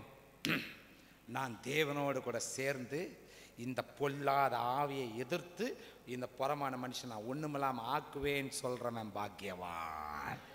அவன்தான் கர்த்தரால் அங்கீகரிக்கப்பட்டவன். ஆமென் சொல்லுங்களேன். அவன்தான் ஆவிக்குரியவன். ஆமென் சொல்லுங்களேன். எஸ். ஆனா ஆத்மா அன்பார்ச்சுனேட்லி புறமான மனுஷனோட சார்ந்து இவனுடைய பேச்சுக்கு இடம் கொடுத்து உள்ளான மனுஷனை எழுத்து நின்னா எல்லாம் கொலாப்ஸ். பரலோக திட்டம் எல்லாம் கொலாப்ஸ் ஆயிடும். அன்பானவளே, உங்க ஆத்மா யார் பக்கத்துல நிக்குதுன்றது உங்களுக்கே தெரியும். You got it. உங்களுக்கே தெரியும். அப்போ அவன் அதுக்கு தான் செயல்படுகிறான். பிரியமானவளே, அதை நீங்க உணர வேண்டும். இப்போ நீங்க ரொம்ப யோசிக்க வேண்டிய ஒரு காரியம் என்னவென்று கேட்டால், எப்படி வேணாலும் அவன் என்ன செய்வான்? வஞ்சிப்பான். வேதம் என்ன சொல்லுகிறது தெரியுங்களா? வேதம் என்ன சொல்லுகிறது தெரியுங்களா? இது அழைக்கப்பட்டவர் அநேகர், தெரிந்து கொள்ளப்பட்டவர் அந்த சிலரும் வஞ்சிக்கும் காலத்தில் வாழ்றோம். நல்லா கவனிக்கணும். அழைக்கப்பட்டவர் அநேகர், தெரிந்து கொள்ளப்பட்ட சிலர், அந்த சிலரும் வஞ்சிக்கப்படும் காலத்தை வாழ்க்கை. அப்படின்னு என்ன அர்த்தம்? சிலர்ன்ற லிஸ்ட் இருந்தா போதாது, சிலர்ன்ற லிஸ்ட்ல வஞ்சிக்கப்படாமல் இருக்க வேண்டும். என்ன எக்ஸ்ட்ரா எக்ஸ்ட்ரா எக்ஸ்ட்ரா தேவை? தட் எக்ஸ்ட்ரா, அந்த எக்ஸ்ட்ரா கருதி தான் ஆண்டவர் சொன்னாரு, நீதி செய்வனை என்னும் நீதி செய்யுங்க, பரிசுத்தமா இருக்க இன்னும் பரிசுத்தமாயிருங்க, கனி கொடுக்கிறவன் இன்னும் கனி கொடுங்க அப்படி சொல்ற அந்த அந்த எக்ஸ்ட்ராக்காக தான் இந்த வார்த்தைகளை சொன்னார். இப்போ எத்தனை பேர் புரியுது? ஆமென் சொல்ல மாட்டீங்களா? அல்லேலூயா சொல்ல மாட்டீங்களா? ஆனா நம்ம என்ன சொல்றோம்? நம்ம தான் நீதி செஞ்சுட்டுமே அப்படி நம்ம என்ன செய்ய, அதில் சாட்டிஸ்ஃபை ஆயிரும். அதான் பிரச்சனை. There is the root cause of all kinds of problems. இவன் என்ன பண்ணுவான்? நல்லா வஞ்சிப்பான். அந்த தெரிந்து கொள்ளப்பட்டவனையும் வஞ்சிப்பான். எப்படி வஞ்சிப்பான்? பழைய ஏற்பாட்டில் என்ன பண்ணான்? எடுத்தான். எஸ், யோபுகிட்டேருந்து எடுத்தான். ஆனால் புது ஏற்பாட்டில் டாக்டிக்ஸாக மாற்றிக்கிட்டான். கொடுப்பான். நல்லா கவனிக்கணும். பழைய ஏற்பாட்டில் எடுத்தான், புது ஏற்பாட்டில் கொடுக்கிறான். யூதாசுக்கு 30 வெள்ளிக்காசு கொடுத்தது கர்த்தர் கிடையாது, இவன் தான். கரெக்டாக புரிஞ்சுக்கணும். இவன் கொடுக்கிற மாத்திரம் இல்ல, என்ன செய்வான்? அது கொடுத்தது கர்த்தர் தான் பொய் வேற சொல்லுவான். ஆனால் ஆண்டவர் கரெக்டா சொன்னாரு, அவன் பொய்க்கு பிதா. ஐயா, உங்களுக்கு ஏதாவது ஒரு ஆசீர்வாதம் வருதுன்னா பல்ல காட்டிட்டு வாங்கிடாதீங்க ஐயா. ஒரு நிமிஷம் நில்லுங்க. ஆண்டவரே, இது உம்மால் வந்ததானால் இது என் கைக்கு வரட்டும், இது உம்மால் வரலனா எனக்கு வேண்டாம் ஐயா என்று சொல்கிறவர்கள் பாக்கியவான்கள். அப்படி இல்லைன்னு கிளீனாக வஞ்சிச்சு. ஆமாம், இப்போ ஒரு சிலர் யோசிக்கிறாங்க, வர்றதும் இந்த மனுஷன் கெடுத்துருவார் போல் தருதே, தோத்தர ஆண்டவரே.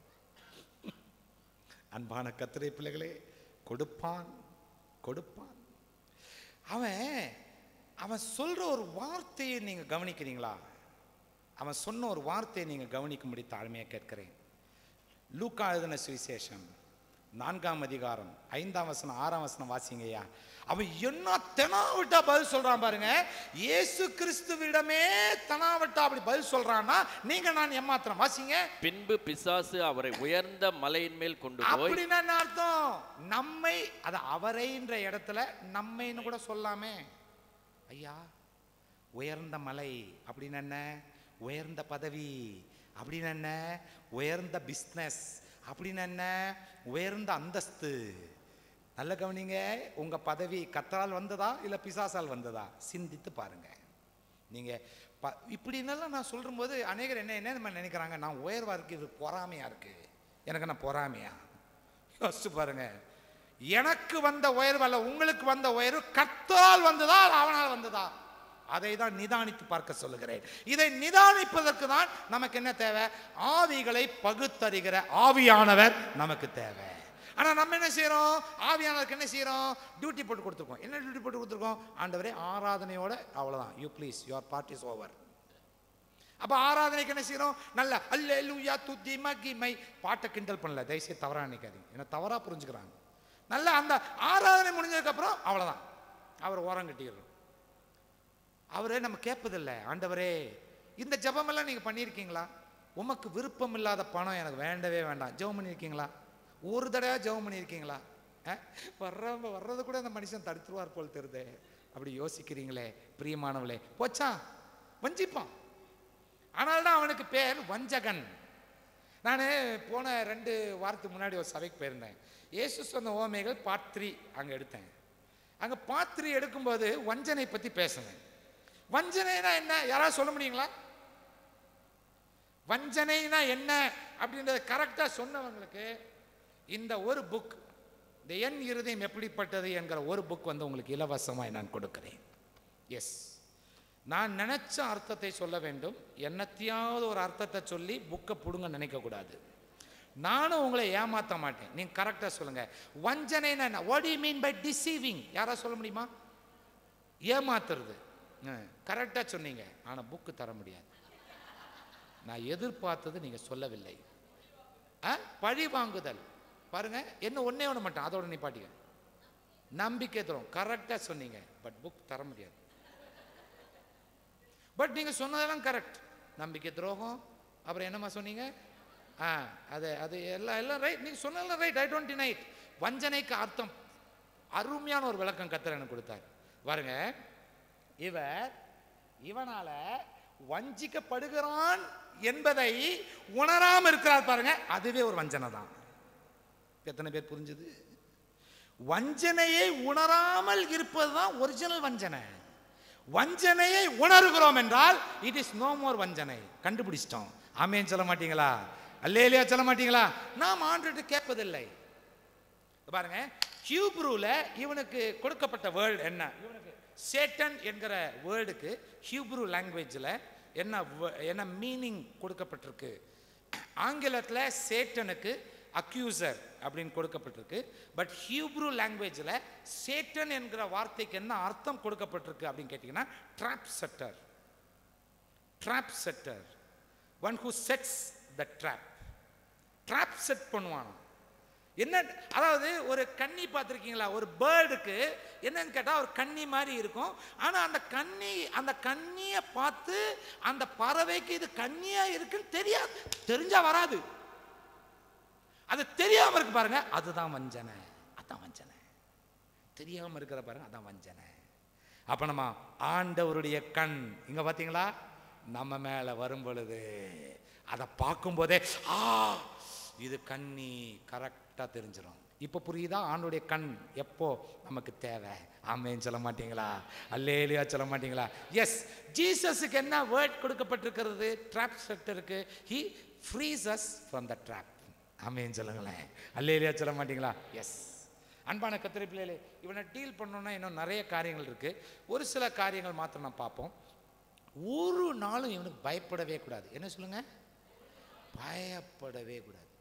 பயந்துட்டீங்கன்னா முடிஞ்சு போச்சு. ஆமா, பயம் வந்துச்சு, ஃபியர், அதாவது ஃபியர் மாதிரி ஒரு சின், ரகசிய பாவம் வேற எதுவுமே கிடையாது. ரகசிய பாவம் 2 இருக்குது. அறியாமையினால் வர்ற பாவம், நம்ம அறிஞ்சு செய்கிற பாவம். அறியாமையினால் வர்ற பாவம் தான் என்னது? ஒரு சில காரியங்கள். அறியாமையினால் வர்ற பாவம் என்ன தெரியுமா? விசுவாசத்தினால் வராதது பாவம். யோசிச்சு பாருங்க. அப்புறம் பயத்தினால ஒரு பாவம் வந்துடுது, அதுவும் ஒரு பாவம் தான். அன்பானவளே, இதெல்லாம் உள்ள இருக்குமானால் கிளீனாக அவன் பந்தாடிடுவான்.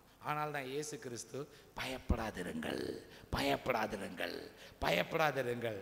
பாருங்க, அவர் உயிர்த்தெழுந்து வந்து சீஷர்கள் மத்தியில் இருக்கும்பொழுது கூட டக்குன்னு அவர் சொன்ன வார்த்தை, பயப்படாதிருங்கள், உங்களுக்கு சமாதானம் உண்டாக கடவுது. ஆமென் சொல்ல மாட்டீங்களா? எஸ், பயப்படக்கூடாது. பயம் ஏன் வருது? ஏன் பயம் வருது? ஏன் பயம் வருது அப்படின்னு கேட்டீங்கன்னா, தப்பு பண்ணதுனால தான் பயம் வருது. தப்பு பண்ணாமல் இருந்து பாருங்க, பயமும் வராது. ஆமென் சொல்ல மாட்டீங்களா? தப்பு. ஒரு போலீஸ்காரன் வர்றான், ஒரு போலீஸ்காரன் வர்றாருன்னா யார் பயப்படுவா? பயப்பட மாட்டேங்கிறாங்களே, சொல்ல மாட்டேங்கிறாங்களே. சொல்லுங்க, யார் பயப்படுவா? தப்பு பண்றான். தப்பு பண்ணாதவன் எத்தனை போலீஸ் வந்தா என்னப்பா சார், வாங்க சார், வணக்கம் சார், என்ன சார் அப்படி தைரியமா நிற்பாங்க. யோசிச்சு பாருங்க, அதே கதை தான். யோசிச்சு பாருங்க, திருடன் அவன் ஒரு சில நேரத்தை நமக்கு பயத்தை காட்டி, அதாவது நம்முடைய அதாவது நம்பிக்கை எடுத்துட்டு பயத்தை கொண்டு வரான் பாருங்க. நம்பிக்கை எடுக்காம திருடன் திருடிக்கிறான், பயத்தை கொண்டு வருகிறான். அந்த பயம் உள்ள வரும்பொழுது ஒண்ணுமே செய்ய முடியாது. நம்மோடு கூட இருக்கிறவர் பெரியவர் என்பதை உணர வேண்டும். இவன் எப்படி வருகிறான்? எப்படி வருகிறான் அப்படின்னு கேட்டீங்கன்னா, ஐம்புலன்கள் மூலம் வருகிறான். இந்த 5 சென்சஸ் என்னென்ன சென்ஸ்? கண், காது, வாய், இது ரொம்ப முக்கியமாச்சே. 3. அப்புறம் என்னது? உணர்வடைகிறது, டச். இந்த டச்ன்றது ரொம்ப டேஞ்சர். யோசிச்சு பாரு, இது வழியா உள்ள வந்துடுவான். இன்னும் அதை ஹேவ் யூ எவர் இதை சிந்திச்சு பார்த்துருக்கீங்களா?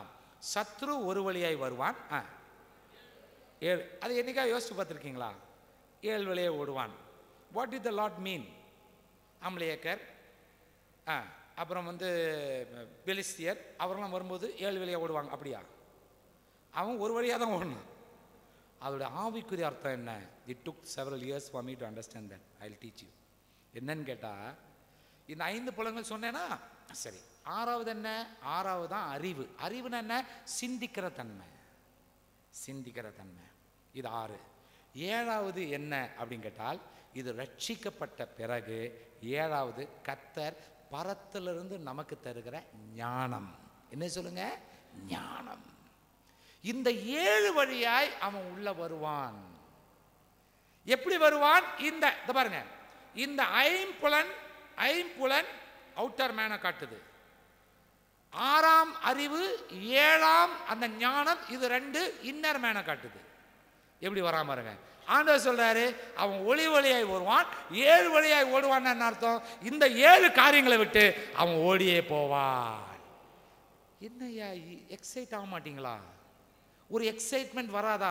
ஒரு சிலருக்கு என்ன கேட்டா, என் ஃப்ரெண்டை தாக்குன்னு பேசுறாரு, அப்போ எங்கேருந்தியா எனக்கு எக்ஸைட்மெண்ட் வரும்? எனக்கு புல் அரிக்குது, எனக்கு அப்படியே ஒரு மாதிரி. நீங்கள் அப்படி இருக்கிறீங்களா? அதோட அர்த்தம் என்னன்னு எனக்கு புரியல. அமேஸ்மெண்ட்ல உட்கார்ந்து இருக்கிறீங்களா இல்லை என்னன்னு எனக்கு தெரியல.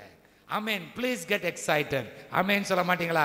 7 வழியாய் வருவான். ஹல்லேலூயா, ஹல்லேலூயா, அல்லேலூயா சொல்ல மாட்டீங்களா? ஐயா சொன்ன பிறகும் சொல்ல மாட்டேங்கிறீங்களே. அல்லேலூயா, அல்லேலூயா. 7 வழியாய் ஓடி போவான். 7 வழியாய் ஓடி போவான்.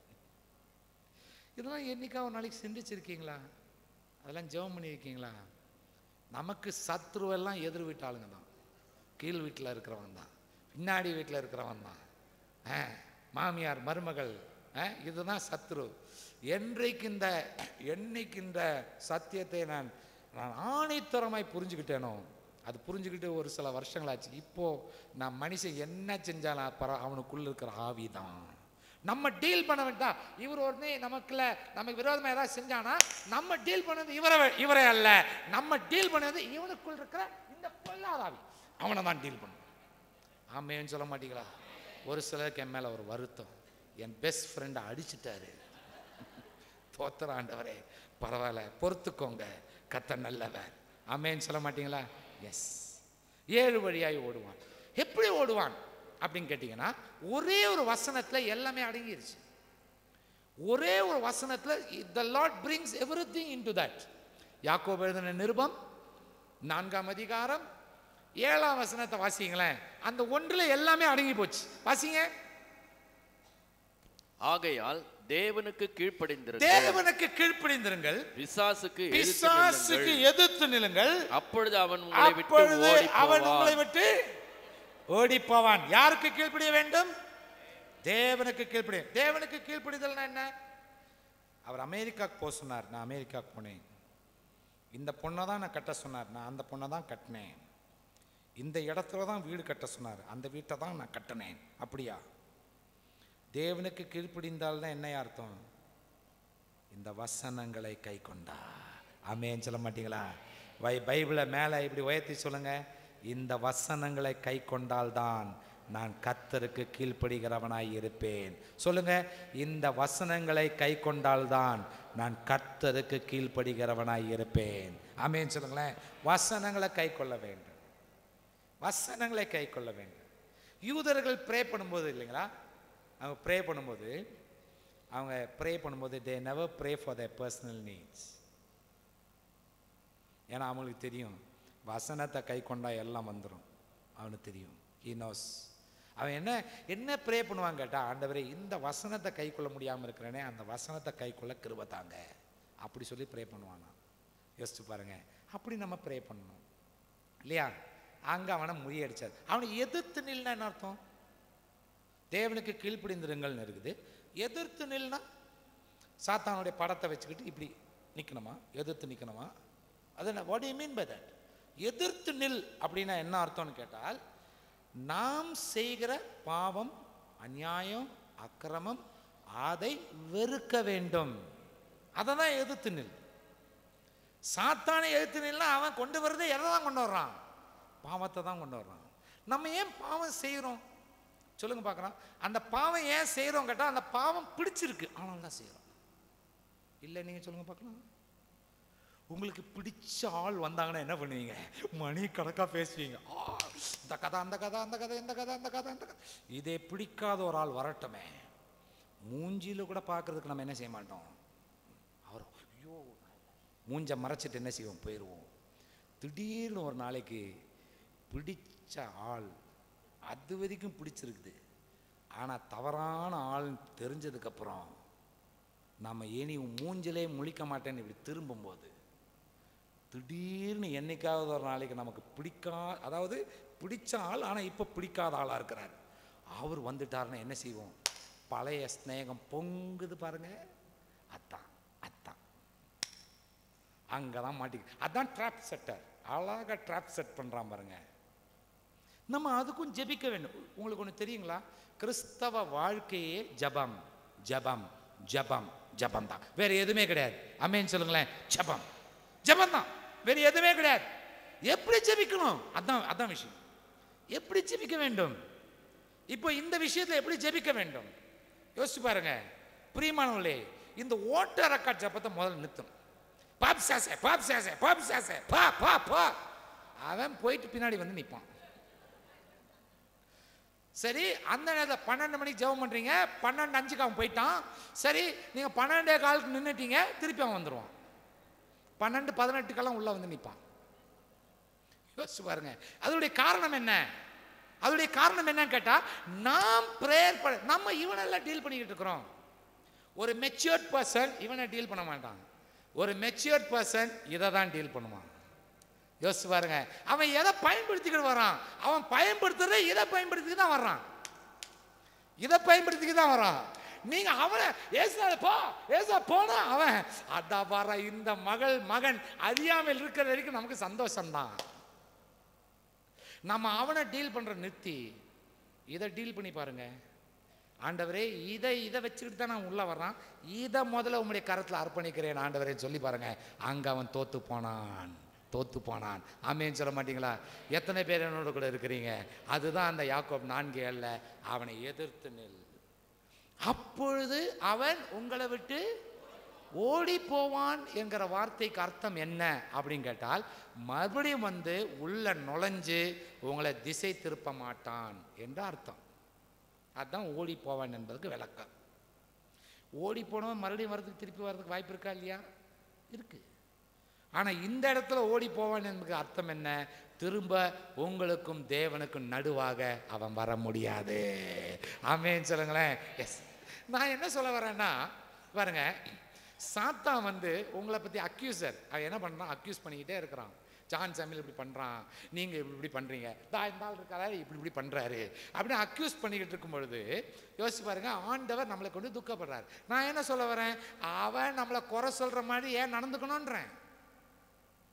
You got it? நான் என்ன சொல்ல வரேன்றது புரிஞ்சுக்கிட்டீங்களா? ஆமேன்னு சொல்ல மாட்டீங்களா? இவன் குறை சொல்கிற மாதிரி நம்ம ஏன் நடந்துக்கணும்? நம்ம ஏன் நடந்துக்கணும்? ஆமேன்னு சொல்ல மாட்டீங்களா? எத்தனை பேர் என்னோட கூட இருக்கிறீங்க? ஹல்லேலூயா. அப்ப where is root cause? Root எங்க இருக்குது? அந்த ரூட் எப்படிங்க? ரூட் ரெண்டு ரூட் இருக்கு. ROOT ரூட், ROUTE ரெண்டு இருக்குது. ரெண்டு ரூட் எப்படிங்க? ஆமேன்னு சொல்லுங்களேன். ரெண்டு ரூட்டையும் கரெக்டா பிடிங்க. ரெண்டு ரூட்டையும் கரெக்டா பிடிச்சாதான் ஜெயம் ஏறெடுக்க முடியும். ஆமேன்னு சொல்ல மாட்டீங்களா? கண்களை மூடி ஆண்டவரே ஸ்தோத்திரம் ஸ்தோத்திரம். 2 நிமிஷம். ஆண்டவரே, எந்த விஷயத்தில் கீழ்ப்படியாமல் இருக்கிறோம்? எந்த விஷயத்தில் கீழ்ப்படியாமல் இருக்கிறோம்? ஆண்டவரே, யாக்கோப் 4:7 அடிப்படையில் எந்த விஷயத்தில் கீழ்ப்படியாமல் இருக்கிறோம்? இன்னும் எந்த ஜென்ம சுபாவத்தை வைத்து அவன் வருகிறான்? ஆண்டவரே, இயேசுவின் நாமத்தினால அந்த ஜென்ம சுபாவத்தை நான் வெறுக்கும்படி எனக்கு கிருபை தாரும், எனக்கு கிருபை தாரும் ஆண்டவரே. அந்த ஜென்ம சுபாவத்தை முறியடிக்கும்படி, அந்த ஜென்ம சுபாவத்தை என்னை விட்டு அகன்று போகும்படி ஆண்டவரே, பரிசுத்த ஆவியானவருடைய பலத்தில் நான் அதை சாதிக்க எனக்கு உதவி செய்யும் ஆண்டவரே. எனக்கு ஜெயம் கொடுக்கிற தேவனுக்கு ஸ்தோத்திரம். கிறிஸ்து மூலமாய் ஜெயம் கொடுக்கிற தேவனுக்கு ஸ்தோத்திரம் ஆண்டவரே. என்னை குறை சொல்கிறபடி, சாத்தான் என்னை குறை சொல்கிற அளவுக்கு நான் நடந்து கொள்ளாதபடிக்கு எனக்கு உதவி செய்யும் ஆண்டவரே என்று கேட்போம். ஆண்டவரே, சாத்தானை எதிர்த்து நிற்க எனக்கு பலம் தாரும். எதிர்த்து நிற்க, எந்த பாவத்தை பயன்படுத்தி என்னை முறியடிக்கிறானோ அந்த பாவத்தை மேற்கொள்ள, இயேசுவின் நாமத்தை மேற்கொள்ள எனக்கு உதவி செய்யும். அப்பொழுது அவர் எங்களை விட்டு ஓடி போகும்படி கர்த்தர் கிருபை கொடுப்பீராக. இன்று முதல் கர்த்தர் அதை செய்ய போகிறார். தேவ பிள்ளையே, உன் வாழ்க்கையில கர்த்தர் அதை செய்ய போகிறார். ஹல்லேலூயா. அவன் வஞ்சிக்காதபடிக்கு ட்ராப் செட் பண்ணாதபடிக்கு உதவி செய்யும். அவன் வைத்திருக்கிற அத்தனை கண்ணிகளிலிருந்தும் என்னை விடுவித்துக் கொள்ளும் ஆண்டவரே.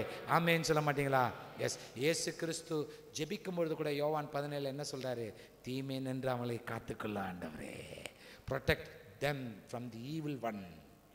அது ரொம்ப முக்கியம். ஆமேன்னு சொல்லுங்களேன். கர்த்தர் கூட இருப்பார். எத்தனை பேர் என்னோட கூட இருக்கிறீங்க? இந்த காரியங்களை டீச் பண்ணுங்க. உங்களுடைய ஃபேமிலியில் பைபிள் ஸ்டடி இருங்க. ஃபேமிலியிலனா பைபிள் ஸ்டடி இருக்கணும். சரி, அடுத்ததாக நான் பார்ப்போம். தேவனுடைய அன்பு நெருக்கி ஏவுகிறது. தேவனுடைய அன்பு நெருக்கி ஏவுகிறது. இப்போ என்ன செய்கிறாங்க? இயேசுவை ஏற்றுக்கொள்ளும் ஒரு தருணம் கிடைக்கிறது. இயேசுவை ஏற்றுக்கொண்ட இருதயம். இந்த தலைப்பை வாசிங்க. இயேசுவை ஏற்றுக்கொண்டவங்களாம் அல்லேலூயா சொல்லுங்க. ரைட். அப்ப இயேசுவை ஏற்றுக்கொள்ளுதல்னா என்ன? அல்லேலூயா சொன்னீங்களே. இயேசுவை ஏற்றுக்கொள்ளுதல்னா என்ன? நீங்களாம் இயேசுவை ஏற்றுக்கொண்டவங்க தானே? சொல்லுங்களேன். இயேசுவை நீங்க வேலை செய்யற இடத்துல நீங்க கிறிஸ்டியனா? ஆமாங்க. ஆமா, இயேசுவை ஏற்றுக்கொள்ளுதல்னா என்ன? எங்க கொஞ்சம் இருங்க, எங்கள் பாஸ்டுடைய கார்டு நான் உங்களுக்கு தரேங்க, நீங்கள் தயவுசெய்து. ஆமாங்க, என் பேர் ஜான் சாமுவேல். நீங்கள் ஜான் சாமுவேல் சொன்னார்னு சொல்லுங்கள், உங்களுக்கு நல்ல மதிப்பு கொடுத்து பேசுவார், நீங்கள் தெரிஞ்சுக்கோங்க அப்படின்னு சொல்லுவீங்களா? நீங்கள் எடுத்து சொல்ல வேண்டாமா? The greatest gift you can give anybody else is Jesus Christ. ஆமென் சொல்லுங்களேன். நீங்கள் யாருக்காக இருந்தாலும் சரி, the greatest gift you can give to others, to anybody, is Jesus Christ. You cannot give anybody a greater gift than Jesus Christ. ஆமென் சொல்லுங்களேன். அல்லேலூயா சொல்லுங்க. எத்தனை பேர் என்னோட கூட அல்லேலூயா இருக்கிறீங்க? ஆமென். இயேசுவை ஏற்றுக்கொள்ளுதல் என்ன? ஐயா வாசிங்க ஐயா. யோவான் 14:21 வாசிங்க. What do you mean by accepting Jesus Christ? என் கற்பனைகளை பெற்றுக்கொண்டு அவைகளை கைக்கொள்ளுகிறவனே என்னிடத்தில் அன்பாயிருக்கிறான். இப்ப சொல்லுங்க, இயேசுவை ஏற்றுக்கொள்ளுதல்னா என்ன? கற்பனையில கைக்கொண்டு. ஐயா 50% சொல்லிட்டீங்க ஐயா. இன்னொரு 50%. ஸ்தோத்திர ஆண்டவரே. அன்பு அன்பு அன்பு அன்புன்னு சொல்றாங்களே, அந்த அன்பு தானையா கற்பனையில கை கொள்றது? அந்த வசனத்துல என்ன இருக்குது? என்ன இருக்குது? பார்த்துதான் சொல்லுங்க. நீங்க பதில் சொல்லுங்க, நான் எதிர்பார்க்கிறேன். கற்பனைகளை கை கொண்டுன்னு சொல்லிட்டீங்களே, இன்னொன்னு என்ன இருக்குது? ஐயோ, மறுபடியும் அன்புன்றாங்களே. ஸ்தோத்திரம் ஆண்டவரே. அதுல என்ன இருக்குது? வசனத்துல என்ன இருக்குது? மறுபடியும் அன்புன்றீங்களே. ஸ்தோத்திரம் ஆண்டவரே, உங்களுடைய அன்பை நான் ரசிக்கிறேன். ரொம்ப அன்பா இருக்கிறீங்க. அன்பு ரொம்ப ஓவரா வருது. அது என்னன்னு சொல்லுங்களேன். அங்க ஒரு ஃபார்முலா இருக்குது. என்னங்க? ஐயோ ஆண்டவரே, எங்கேயோ போயிட்டாங்களே, இன்னும் கண்டுபிடிக்க முடியாம இருக்கிறீங்களே. சரிங்க, அந்த வசனத்தை வாசிங்க. என் கற்பனைகளை பெற்றுக்கொண்டு. இப்ப சொல்லுங்க. எதை பெற்றுக்கொண்டு? அதானே, ₹1,00,000 பெற்றுக்கொண்டல்ல. ஆமென். எஸ். எது? அப்போ இன்னொன்னு என்ன? அப்ப கற்பனைகளை பெற்றுக்கொண்டா போதாது, கற்பனைகளை கை கொள்ளணும். கற்பனைகளை கை கொண்டா போதாது, கற்பனைகளை. அப்போ what do you mean by accepting Jesus Christ? அப்படின்னா கற்பனைகளை முழுமனதோட பெற்றுக்கொள்ளணும், கற்பனையை முழுமனதோட கை கொள்ளணும். that is equal to தேவன் மேல் அன்பு செலுத்துறது. ஃபார்முலா. ஆமென் சொல்ல மாட்டீங்களா? அல்லேலூயா சொல்ல மாட்டீங்களா? சரி, இப்போ அநேகருக்கு ஒரு உள்ளுக்குள்ளார ஒரு சிந்தனை ஓடுது. பெற்றுக்கொள்றதும் கை கொள்றதும் ஒண்ணுதானே. கொஞ்சம் வித்தியாசத்தை நான் காட்ட விரும்புகிறேன். நல்ல கவனிங்க. இப்போ ஒரு வாலிப சகோதரன் இருக்கிறாரு. நல்ல ஒரு உதாரணம் சொல்ல, தப்பாக நினைக்காதீங்க. அவர் ஞாயிற்றுக்கிழமை என்ன செய்கிறாரு? அவர் காணிக்கையோ இல்லை தசமபாகமோ அவர் போடுறாரு. சரி, அப்புறம் என்ன செய்கிறாரு? அவர் என்ன செஞ்சார்? கற்பனைகளை கை கொண்டார். கரெக்டாக சொல்கிறீங்க. சரி, இப்போ எங்கேயோ பொர்ஷாக்கு எங்கேயோ போகும்போது மதாஷா எங்கேயோ போகிறாரு. திடீர்னு அந்த பொம்மையில் பார்க்குறாரு. அழகான சட்டை, கோடு போட்ட சட்டை, பியூட்டிஃபுல்லாக இருக்குது. பக்கத்தில் போய் பார்க்குறாரு. ₹350 மட்டுமே அப்படின்னு இருக்கு. உடனே தன்னுடைய சட்டையை பார்ப்பார். இங்கே கிழிஞ்சிருக்கும், அங்கே பட்டனை உந்திருக்கும், அப்படி இருக்கும். உடனே யோசிப்பார், நேத்திக்கு தான் குட் சமாரிட்டன் ஃபெலோஷிப்பில் ₹1000 போட்டேன். அது மட்டும் இப்போ இருந்திருந்தா ₹850 போட்டிருந்தா 3 சட்டை என்ன கிடச்சிருக்குமே. தலையெழுத்துடான்னு சொல்லி போறாரே. அவர் என்ன செஞ்சாரு? கற்பனைகளை கை கொள்ளலையா? கற்பனைகளை கை கொண்டதுனால தானே ₹1000 போட்டாரு. கற்பனையில் என்ன செய்யல? பெற்று கொள்ளல. ஆனா கற்பனை என்ன செஞ்சாரு? கை கொண்டாரு. இப்போ ஒரு சிலர் என்ன செய்வாங்க? தசமா காணிக்க கொடுக்கணும் தெரியுமா, பெற்றுக்கொள்வாங்க. ஆனா ஒரு நாளும் அதை செய்ய மாட்டாங்க. தெரியுமா? தெரியல, தெரிஞ்சுக்கோங்க. அப்போ இயேசுவை ஏற்றுக்கொள்ளுதல்னா என்ன? கற்பனைகளை பெற்றுக்கொண்டா போதாது, கற்பனைகளை கை கொள்ளணும். கற்பனைகளை கை கொண்டா போதாது, கற்பனைகளை பெற்றுக்கொள்ளணும். ரெண்டுமே இருக்கணும். ஆமென் சொல்ல மாட்டீங்களா? எத்தனை பேர் என்னோட கூட இருக்கிறீங்க? ஹல்லேலூயா. கற்பனைகளை பெற்றும் கொள்ளணும், கை கொள்ளவும் வேண்டும். அப்படி செஞ்சாதான் தேவன் நம்ம மேல அன்பாய் இருப்பார். ஆமென் சொல்ல மாட்டீங்களா? அல்லேலூயா. எஸ். இப்போ ரட்சிப்பின் அனுபவத்தை நான் பார்க்க போறோம். நான் இப்போ உங்கள்கிட்ட ஒரு கேள்வி கேட்க போறேன். சரி, நான் உங்கள்கிட்ட கேள்வி கேட்கறதோட நீங்க எனக்கு கேள்வி கேளுங்க. சரி, நீங்க என்கிட்ட கேள்வி கேளுங்க. சரி, நீங்க ரட்சிக்கப்பட்டீங்களா? என்ன கேள்வி கேளுங்க. என்ன கேள்வி கேளுங்க. தைரியமா கேள்வி கேளுங்க. ரட்சிக்கப்பட்டேன் எப்படின்னு கேளுங்க. என் ஆவியில் ரட்சிக்கப்பட்டிருக்கிறேன். இப்போ நீங்க கேளுங்க. அப்ப ஆத்மாவில் கேளுங்க. ஆத்மாவில் ரட்சிப்பு அடைய பிரயாசப்பட்டு கொண்டிருக்கிறேன். இதுதான் கரெக்ட் பதில். இப்போ நீங்க ரட்சிக்கப்பட்டீங்களா அப்படின்னு யாராவது உங்கள்கிட்ட கேள்வி கேட்டா நீங்க என்ன சொல்லணும்? எஸ், ரட்சிக்கப்பட்டேன். எப்படி அப்படின்னு கேட்டா, இத பாருங்க, புறமான மனுஷனுக்கு ரட்சிப்பு இல்லைங்க, உள்ளான மனுஷன் இருக்கு. அந்த உள்ளான மனுஷனை ரெண்டாக பிரிக்க முடியாது. ஆனா ரெண்டா இணைஞ்சிருக்கு. ஆனா ரெண்டா ஸ்டடிக்காக நம்ம என்ன செய்யறோம்? அதை பிரிக்கிறோம். எதுன்னு கேட்டா ஆவி, ஆத்மா. அதுல ஆவி என்னது? நான் ஆவியில் நான் ரட்சிக்கப்பட்டிருக்கிறேன். ஆனா ஆத்மாவில் ரட்சிப்பு அடைய பிரயாசப்பட்டு கொண்டிருக்கிறேன். இதுதான் கரெக்ட் பதில். இப்போ நம்ம கொஞ்சம் கொஞ்சமா நம்ம வசனங்களுக்குள்ளார போவோம், இதை ப்ரூவ் பண்றதுக்கு. சரியா? இது பாருங்க, என்றைக்கு இவர் இயேசுவை தன் சொந்த ரட்சகராக ஏற்றுக்கொண்டு பாவத்தை அறிக்கை செய்து பாவ மன்னிப்பு பெறுகிறாரோ உடனே அவர் ரட்சிக்கப்படுகிறார். அந்த ரட்சிப்புக்கு பேர் தான் ஆவியில் ரட்சிப்பு. ஆவியின் ரட்சிப்பல்ல. It is not salvation of the spirit, it is salvation in the spirit. ஏன்னா salvation of the spiritன்றது end term. அது எண்டில் நடக்கிற ஒரு காரியம் தான். ஆமென் சொல்ல மாட்டீங்களா? எஸ். அப்போ இதற்குரிய வசனம் நாம் பார்ப்போமா? வாசிங்க. ரோமருக்கு எழுதின நிருபம் 10ஆம் அதிகாரம் 9ஆம் வசனம் 10ஆம் வசனம் வாசிங்க. அது என்ன? என்னவென்றால் கர்த்தராகிய இயேசுவை நீ உன் வாயினாலே அறிக்கையிட்டு தேவன் அவரை வாயினாலே அறிக்கையிட்டுனா எந்த வாய்? தோத்திர ஆண்டவரே, எந்த வாயின்னு வேற கேட்கிறாரே. ஆஹா, சரி ஒண்ணுமானா ஒரு இவரை எடுத்துக்கோங்களேன். இவர் இயேசுவை ஏற்றுக்கொண்டாதான் உனக்கு இது மன்னிப்பு, இயேசுவை ஏற்றுக்கொண்டாதான் உனக்கு இது சரியா, சரி சரி சரின்னு சொல்லிட்டு இல்லைப்பா நான் இப்படி அப்படி நான் இன்றைக்கி ஒரு நாளைக்கு மட்டும் நான் குடிச்சிக்கிறேன், இன்றைக்கி மட்டும் நான் இது பண்ணிக்கிறேன், நாளைக்கு நான் இயேசுவை ஏற்றுக்கொள்கிறேன். உடனே நாளைக்கு ஏப்பா இயேசு ஏற்றுக்கொள்ப்பா, என்ன பண்ணி இல்லைடா நான் ஏற்றுக்கொள்கிறேன். என்னைக்கா ஒரு நாளைக்கு இயேசு தலைவலி தாங்க முடியலையே, சரியா இயேசு ஏற்றுக்கொள்ள என்ன செய்யணும்? இந்த சர்ச்சுக்கு வாங்க, சரி வந்தாச்சு. இப்போ என்ன செய்யணும்? முழங்கால் போட்டாச்சு. இப்போ என்ன செய்யணும்? பாவத்தை அறிக்கை செய்ய. என்ன பாவம்? ஆண்டவரே குடிக்கிற பாவம், அந்த பாவம், இந்த பாவம். அறிக்கை இந்த வாய் செய்து, ஆனால் உள்ளுக்குள்ளார பாவத்தை அறிக்கை செய்யணும். ஆளை பாரு. ஆஹா, இப்போ எந்த வாய்? அவர் ரோமர் 10:9-10 எந்த வாயை சொல்றாரு? இந்த வாயை கர்த்தர் சொல்லவில்லை, உள்ள ஒரு வாய் இருக்கிறது. ஆமேன்னு சொல்ல மாட்டேங்கிறாங்களே. இப்போ அந்த வாயை நீங்கள் ஒரு சிலர் அந்த வாயை என்ன ஐடென்டிஃபை பண்ணலை. ஓகே, ஐடென்டிஃபை பண்ணும். இன்னொரு எக்ஸாம்பிள் உங்களுக்கு தர்றேன், நல்லா கவனிங்க பிரியமானவர்களே. இப்போ நீங்கள் உங்களுக்கு ஒருத்தர் வரார், எதிரில் வர்றவர் இல்லை நீங்கள் கண்டிப்பாக அந்த ஃபங்க்ஷனுக்கு வரணும். இல்லைங்க இந்த வேலை கண்டிப்பாக அப்படிங்களா, சரிங்க கண்டிப்பாக வரேங்க. என்னங்க நீங்கள் உங்கள் ஃபங்க்ஷன் வராமல் நான் உங்களுக்கு வராமல் வேறு யாருக்கு வருவேன் நான் அப்படின்னு சொல்லிக்கிட்டே உள்ளுக்குள்ளார ஆளப்பாரு. ஃபங்க்ஷனா இந்த ஆளுக்கா நம்ம வேற வரணுமா அப்படின்னு சொல்கிறோமா இல்லையா? நீங்கள் மௌனமாக இருந்ததுக்கு நன்றி, அதை வச்சே நான் புரிஞ்சுக்கிட்டேன். அப்போ உள்ள ஒரு வாய் இருக்கிறது.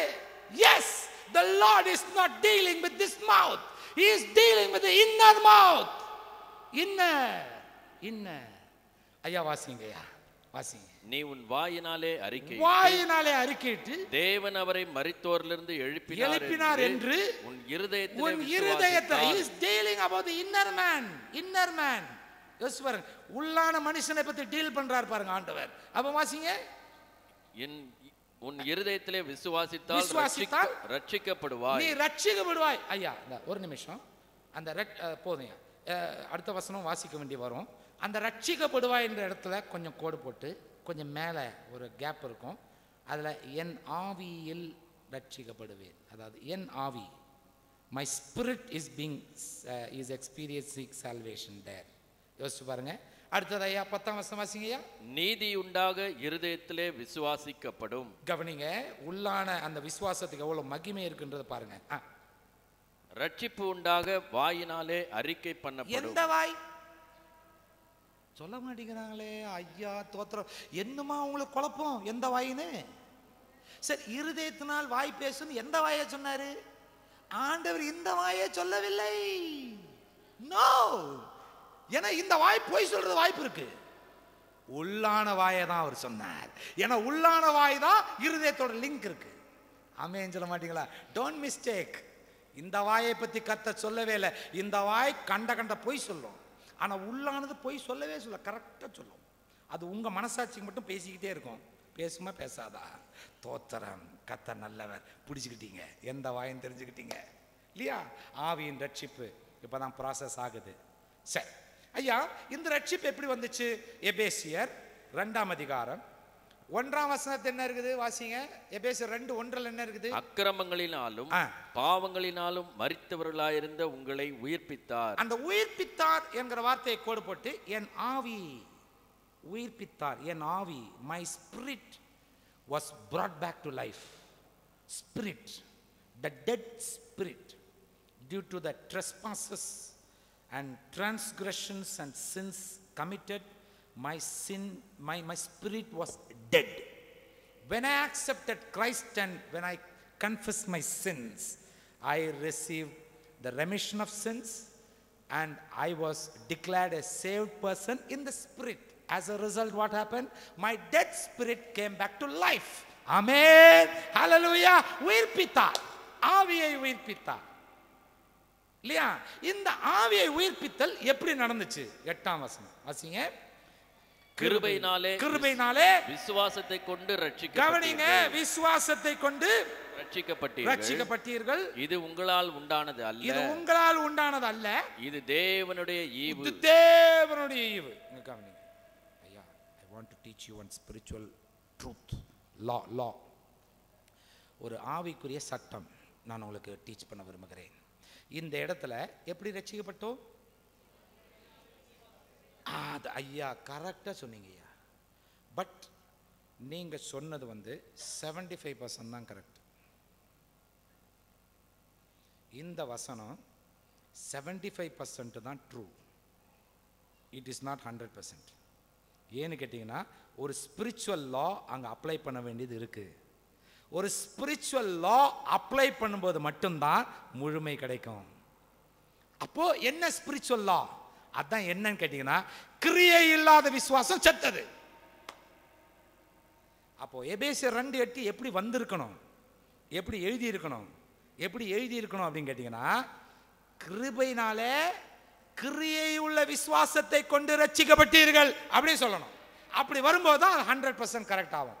நவ் பவுல் ஏன் அப்படி எழுதுகிறார்? there is a historical significance. அது நீங்கள் கரெக்டாக விளங்கிக் கொள்ளனா உங்களுக்கு புரியாது. பவுல் எதை பற்றி டீல் பண்ணுறாருன்றது நீங்கள் நல்லா ஞாபகம் வச்சுக்கணும். நியாயப்பிரமாணத்தில் தேறினவர் அவர். இந்த நியாயப்பிரமாணத்தினுடைய காரியங்கள் அவர் எடுத்து உரைக்கிற நியாயப்பிரமாணத்தை கடைபிடிக்கிறவர்கள் தான் கிறிஸ்துக்குள் வழி நடத்துகிறார். அப்போது நியாயப்பிரமாணத்தில் இருக்கிறவர்களை பார்த்து என்ன சொல்கிறாரு? எப்பா கிரியைகள்னால் அல்ல அப்படின்னு சொல்லும்போது எந்த கிரியைகளை சொல்கிறாரு? நியாயப்பிரமாணத்தினால் ஒரு கிரியை இருக்குதா, அந்த கிரியையினால் அல்ல, இது கிருபையினால் தான் வருகிறது அப்படின்னு சொல்கிறாரு. ஆனால் யாக்கோபில் ஆண்டவர் வெளிப்படுத்தும் பொழுது கிரியையில்லாத விசுவாசம் செத்தது அப்படி வெளிப்படுத்தும் போது ஆண்டவர் என்ன சொல்ல வராரு? எப்பா கிருபன்னு சொல்லி நீ கோட்டை விட்டுறாத, கிருப அது என் பங்கு, உன் பங்கு என்ன? உன் பங்கு கிரியைகள், அந்த கிரியைகளும் செய்யணும், அப்போ தான் ரட்சிக்கப்படுவேன்னு ஆண்டவர் டீச் பண்ணுறாரு. ஆண்டவரே டீச் பண்ணுறாரு. இது நிறைய பேருக்கு தெரியாது. நான் உங்களுக்கு அப்புறமா ஒரு 2 minutes நான் விளக்கம் கொடுக்குறேன். முதல்ல ஆவியின் ரட்சிப்பு. இந்த இடத்துல எபேசியர் 2:8 கிருபையினாலே விசுவாசத்தை கொண்டு ரட்சிக்கப்பட்டீர்கள், அதுக்கு பக்கத்தில் கிரியைகள், அது பக்கத்தில் மேலே ஆவியின் ரட்சிப்பு. ஆவியில் தான் ரட்சிக்கப்படுகிறோம். இப்போ ஆவியில் ரட்சிக்கப்பட்டது. இது யாருடைய பங்கு? இது தேவனுடைய பங்கு. This is God's part for saving a particular person. God's part. அத்தோட காட்ஸ் பார்ட் முடிஞ்சது. அடுத்தது என்ன? ஆத்மா. ஆத்மா ரட்சிப்புக்கு என்ன செய்யணும்? வாசிங்க பிலிப்பியர் 2ஆம் அதிகாரம் 12ஆம் வசனத்தில் என்ன இருக்குது? பிலிப்பியர் 2:12 என்ன இருக்கு? ஆதலால் எனக்கு பிரியமானவர்களே, நீங்கள் எப்பொழுதும் கீழ்ப்படுகிறபடியே நான் உங்களுக்கு சமீபமாய் இருக்கும். கவனிங்க, அந்த வார்த்தைகளை கொஞ்சம் கவனிங்க. நான் உங்களுக்கு சமீபமாய் இருக்கும் பொழுது மாத்திரமல்ல, நான் தூரமாயிருக்கிற இப்பொழுதும் அதிக பயத்தோடும், பேனா எடுத்து குறிச்சுக்கோங்க, அதிக பயத்தோடும் நடுக்கத்தோடும் உங்கள் ரட்சிப்பு நிறைவேற பிரயாசப்படுங்கள். உங்கள் ரட்சிப்பு நிறைவேற பிரயாசப்படுங்கள். எந்த ரட்சிப்பு? ஆத்துமாவின் ரட்சிப்பு நிறைவேற பிரயாசப்படுங்கள். Work out your salvation of your soul with trembling and fear. அதான் ஆண்டவங்க சொல்ல வர்றார். அந்த இடத்துல ரட்சிப்புன்ற வார்த்தை கோடு போட்டு மேலே எழுதுங்க, ஆத்மா ரட்சிப்பு. இப்போ நான் உங்களை எக்ஸ்பிளைன் பண்ண விரும்புகிறேன். நல்லா கவனிங்க. இப்போ இந்த படிக்கிற பிள்ளைகள் எல்லாம் பாஸ் ஆகுறது கர்த்தருடைய கிருபை தானே? பதிலே சொல்ல மாட்டேங்கிறாங்களே ஆண்டவரே. கர்த்தருடைய பிள்ளைகள் எல்லாம் பரீட்சையில் பாஸ் ஆகிறது கர்த்தருடைய கிருபை தானே? சொல்ல மாட்டேங்கிறாங்களே. அப்படி தானே? சரி, ஓகே. ஆனால் இப்போ படிக்கிற பிள்ளைகள் ஒரு நாளும் ஸ்கூலுக்கு கரெக்ட் டைம் போகிற சரித்திரம் இல்லை. ஏன் தெரியுமா? உங்க கிருபைதான் என்னை தாங்குகின்றது. ஒரு நாளும் உங்க பிள்ளைகள் கரெக்டாக ஸ்கூல் ஃபீஸ் கட்டின சரித்திரம் இல்லை. ஏன்னு கேட்டா உங்க கிருபைதான் என்னை நடத்தி, அப்படி தானே வரும். உங்க கிருபைதான் என்னை உங்க கிருபைதான் என்னை நடத்துகின்றது. ரைட். இப்போ ஒரு நாளும் ஹோம்ஒர்க் எழுதுகிற சரித்திரமே இல்லை. ஏன்னு கேட்டால் கிருபையே. ஒரு நாளும் ஸ்கூல் டீச்சருக்கு கீழ்ப்படிவதில்லை. ஏன்னு கேட்டால் கிருபையே. ஒரு நாளும் அவங்க வைக்கிற பரீட்சையில் எழுதுன அதை பாஸ் ஆன சரித்திரம் இல்லை. ஏன்னு கேட்டால் மாறாத நல்ல கிருபையே. இப்போ எங்கே தவறு நடந்து போச்சு? எங்கே தவறு நடந்து போச்சு? கிருபை தானே. அப்புறம் என்னாச்சு? Oh right right right. கிரியைகள். கிரியைகள் தேவையா? கிரியைகள் இல்லைன்னா ஒன்றும் நடக்காது. நல்ல கவனிங்க. I am not trying to undermine the grace of God. நல்ல கவனிங்க. ஆண்டவருடைய கிருபை இல்லாமல் நம்மால் ஒன்றும் செய்ய முடியாது என்பதை நான் நிச்சயித்திருக்கிறேன். விசுவாச வாழ்க்கை ஓட்டத்தை ஆரம்பிக்கும் போது எப்படி ஆரம்பிக்கிறோம்?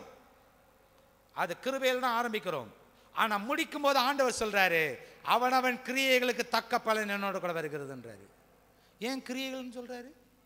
ஏன் அவனவனுக்கு நாளைக்கும் கிருபைக்கு தக்க பலன் என்னோட கூட வருதுன்னு சொல்ல வேண்டியதானே? 30 பலன் கொடுத்தவன் சொல்லுவான், ஆண்டவரே நீங்க எனக்கு 30 கிருபை தான் தந்தீங்கம்மா. 60 பலன் சொல்லுவான், ஆண்டவரே நீங்க எனக்கு 60 கிருபை தான் கொடுத்தீங்க, ஆனால் தான் 60 பலன் கொடு. Is it right? That's not right. That's not right. அப்போ அந்த கிருபையை எப்படி நம்ம பயன்படுத்திக்கிறோம்? கிருபை அவர் கொடுக்கிற என்னது சொல்லுங்க. கிருபையை கரெக்டாக இன்னைக்கு புரிஞ்சுக்காம இருக்கிறாங்க. கிருபை அப்படின்னா என்னன்னு கேட்டிங்கன்னா, என்னமோ ஒரு இது நினச்சிட்டு இருக்கிறாங்க. கிருபை இஸ் நத்திங். கிருபைக்கு ஏகப்பட்ட விளக்கங்கள் இருக்கு. ஏகப்பட்ட விளக்கங்கள் இருக்கு. கிருபைக்கு ஒரு பெரிய விளக்கம் என்ன தெரியுமா? சொல்லித்தரேன். உன் பலவீனத்தில் என் பலன். இப்ப கிருபையினுடைய அர்த்தம் சொல்லுங்க பார்க்கலாம். இப்ப கிருபையினுடைய ஒரு வசனத்தை சொல்லிட்டு அந்த வசனத்துல கிருபை போதும் வேற சொல்றாரு. அதுல என்ன, அதோட அர்த்தம் என்ன? இப்ப கிருபை எக்ஸ்பிளைன் பண்ணுங்க. Define grace. What do you mean by grace? What do you mean by grace? என்னுடைய பலவீனத்தினால உம்முடைய ஒரு சில காரியங்களை செய்ய முடியாம இருக்கிறேன் பாருங்க. அப்போ அந்த பலவீனத்துல உம்முடைய பலனை எனக்கு தந்து உம்முடைய காரியங்களை செய்ய எனக்கு உதவி செய்யும். அந்த உதவிக்கு பேர் தான் கிருபை. ஆமென் சொல்ல மாட்டீங்களா? இது பலப்படுத்தும் கிருபை. அது சிச்சுவேஷனுக்கு தக்கபடி கிருபையினுடைய டெஃபினிஷன் மாறும். சிச்சுவேஷனுக்கு தக்கபடி மாறும். ஆமென் சொல்ல மாட்டீங்களா? அதை ஃபுல்லாக எக்ஸ்பிளைன் பண்ணோன்னா எனக்கு நேரம் கிடையாது. அதனால் பிரியமானவர்களே, இதை நீங்கள் புரிஞ்சுக்கணும். நான் ஒரு நாளும் கிருபையை நான் தாக்கி பேசுவதில்லை, நம்ம இது பண்ணுறது. ஆனால் நம்ம செய்ய வேண்டிய பங்கு என்னன்றதை கர்த்தர் எதிர்பார்க்கிறார். அவர் கிருபை தராரு. But what after that? நம்ம கிருபை கிருபை கிருபை. இந்த உங்கள் பிள்ளைகள் கிருபை கிருபை கிருபை வீட்டில் உட்காந்தா ரிசல்ட் என்ன சொல்லுங்க பார்க்கலாம்? ஒரு பரீட்சையிலையும் இது கிடையாது. அப்போ கிருபைன்னு சொல்ல முடியுமா? இப்போ கிருபை இல்லைன்னு சொல்ல முடியுமா? கிருபை இருந்தாதான் பாஸ் ஆயிருப்பானே. அப்போ கிருபை இல்லை, அப்போ கிருபை இல்லை இல்லை ஆனால் தான் ஃபெயில் ஆனா. Is it correct? தப்பு. இன்னைக்கு அநேக கிறிஸ்தவர்கள் அப்படி தான் இருக்கிறாங்க. என்னன்னு கேட்டால் கிருபை கிருபை, பரிசுத்தமாக கிருபை, நீதி கிருபை கிருபை. அது உண்மையாக இருக்கிறது கிருபை வேணும்ப்பா. அதை உண்மையாக இருக்கிறதுக்கு நாம் செயல்படுறதுக்கு முயற்சி செய்யணும். அதை முயற்சி செஞ்சுட்டு உண்மையாக இருக்கிறதுக்கு அந்த இடத்துல என்ன, அந்த இடத்துல என்ன பலவீனம்? ஆண்டவரே பொய் இருக்கு, பொய் இருக்கிறதுனால உண்மை செய்ய முடியலப்பா. அந்த பொய் என்கிற பலவீனத்தை உம்முடைய பலத்தினாலே அதை இடை கட்டி உண்மையை செய்யறதுக்கு எனக்கு உதவி செய்யும் ஆண்டவரே ஒப்பு கொடுத்து செயல்படும் பொழுது உதவும் கிருபை கிடைக்கிறது, பொய் அகற்றப்படுகிறது, உண்மையை செய்கிறோம், தேவநாமம் மகிமைப்படுகிறது, கர்த்தரும் சந்தோஷப்படுகிறார். அதற்கு பேர் தான் கிருபை. நாம ஒன்றும் செய்யாம பொய்யிலே இருந்தா எங்கேருந்து கிருபை வரும்? பாட்டு பாடிக்கிட்டு போக வேண்டியதுதான். கிருபை தான், கிருபையால் நிலைநிற்க எல்லாம் ரைட் தான். நியாய தீர்ப்புனால அங்கே இடது பக்கத்தில் கொஞ்சம் நில்லுங்க, நான் பார்த்துக்கிறேன். I will deal with you later. முடிஞ்சு போச்சு. அப்புறம் லேட்டர் வரும்போது என்னது, உன்னை அறியேன்பா யாரும் என்ன ஒன்றும், I don't know who you are. அவ்வளோதான், முடிஞ்சு போச்சு. அன்பான கர்த்தருடைய பிள்ளைகளே, அப்போ கிரியைகள் செய்யணும். என்னென்ன கிரியைகள்? அதுதான் ஆத்ம ரட்சிப்பு. என்னென்ன கிரியைகள் அப்படின்னு கேட்டிங்கன்னா 3 காரியங்கள் ஆண்டவர் கரெக்டாக சொல்கிறாரு. என்னென்ன சொல்கிறாரு? மனம் திரும்பி பிள்ளைகளை போல் மாறாவிட்டால் பரலோக ராஜ்யத்தில் பிரவேசிக்க மாட்டார். மனம் திரும்பி நீங்கள் என்ன அப்புறம் என்ன செய்யணும்? பரலோக பிதாவின் சித்தத்தின்படி செய்தால் ஒழிய பரலோகத்தில் பிரவேசிக்க முடியாது. மூன்றாவது, பரிசேர் சதுசேல் என்பவருடைய நீதியை பார்க்கல நீதி அதிகமாயிராவிட்டால் பரலோகராஜ்யம் செல்ல முடியாதுன்றார். இந்த 3 காரியங்களில் எல்லாமே அடங்கி இருக்கிறது. ஆமென் சொல்ல மாட்டீங்களா? அப்போ ஆவியின் ரட்சிப்பு கர்த்தருடைய கரத்தில், ஆனால் ஆத்மாவின் ரட்சிப்பு நம்முடைய கையில் தான் இருக்கு. ஆனால் கர்த்தர்கிட்ட அதை கேட்டு கேட்டு உணர்வு பண்ணிச்சு போயிட்டே இருக்கணும். ஆமென் சொல்ல மாட்டீங்களா? எஸ். எத்தனை பேர் நம்புறீங்க அதை? எத்தனை பேர் என்னோட கூட இருக்கிறீங்க? எத்தனை பேர் அதை ஏற்றுக்கொள்றீங்க? ஆமென் சொல்ல மாட்டீங்களா? எஸ். ஆனால் நாம ஆத்மா ரட்சிப்பு நம்முடைய கிரியையினால் அடைஞ்சதுக்கு அப்புறம், கிரியையினால் அடைஞ்சு கொண்டிருக்கும் பொழுது நீங்க எப்படி அடைய முடியுது? என் கிரியைகள் ஒரு நாளும் சொல்லாமல் கர்த்தருடைய கிருபையினால் தாயா முடிகிறது. அவருக்கே மகிமை உண்டாகட்டும். ஆமென் சொல்லுங்களேன். எதை செய்தாலும் கர்த்தருடைய நாம மகிமைக்கென்றே செய்யுங்கள். அதை செய்யுங்கள் என்ற வார்த்தையில ஆவியின் ரட்சிப்பும் அடங்கும். எஸ். இப்போ இங்கிருந்து மலேசியா இல்லை சிங்கப்பூர் எங்கேயா போனோம்னா, நான் இன்னும் வெளிநாட்டு போவோம் ஆசைப்படல. கர்த்தர் கொண்டு போகிறேன் போட்டோம். ஏதோ ஜான்வரியில் இஸ்ரேல் இந்த ஹியூப்ரு படிக்கிறதுனால இஸ்ரேல் அப்படின்னு சொல்லிக்கிட்டு இருக்கிறாங்க. அது எப்படின்னு தெரியல. அது கர்த்தர் தான் கொண்டு போகணும். நான் அது ஒன்றும் ஆசைப்படல. Let God do it. He knows. எதுக்கு சொல்ல வரேன்னா, வெளிநாட்டு போனோம்னா என்னென்ன தேவை? நம்ம திருநெல்வேலிக்கு போகிற மாதிரி போக முடியுமா? நம்ம இங்கேருந்து திருநெல்வேலிக்கு போகிற மாதிரி நம்ம இங்கேருந்து மலேசியா போக முடியுமா? முடியாது. என்னென்ன தேவை? பாஸ்போர்ட் தேவை. எவ்வளோ ஆயத்தங்கள் பாருங்கள். விசா, பாஸ்போர்ட்டுக்குள்ளார என்னென்னமோ இருக்குது. போலீஸ் கிளியரன்ஸ், யோசிச்சு பாருங்க, என்னென்னமோ இருக்கு. அப்புறம் என்னது? விசா தேவை. அப்புறம் என்னது? என்ஓசி தேவை. அப்புறம் ஏர் டிக்கெட் தேவை. அமெரிக்கன் டாலர் தேவை. 2 முக்கியமான டாக்குமெண்ட்ல கண்டிப்பாக கிளியரன்ஸ் இருக்கணும். ஒன்று என்ன? இவர் வருகிற ஆள் தீவிரவாதி கிடையாது. He is not a criminal.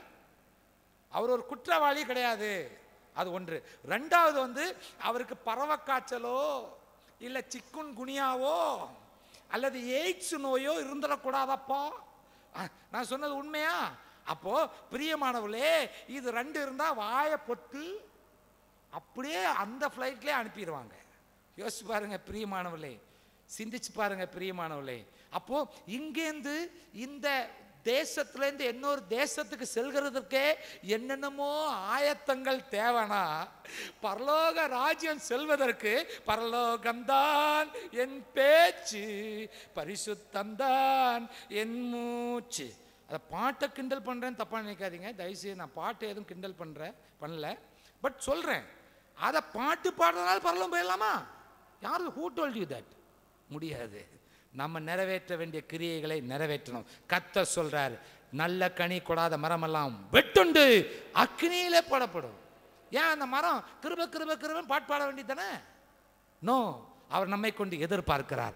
கைகளை வைத்து ஆண்டவரிடம் சொல்லுவோம். அந்த எதிர்பார்ப்பு தான் ரட்சிப்பின், ஆத்மாவின் ரட்சிப்பு. ஆமென் சொல்ல மாட்டீங்களா?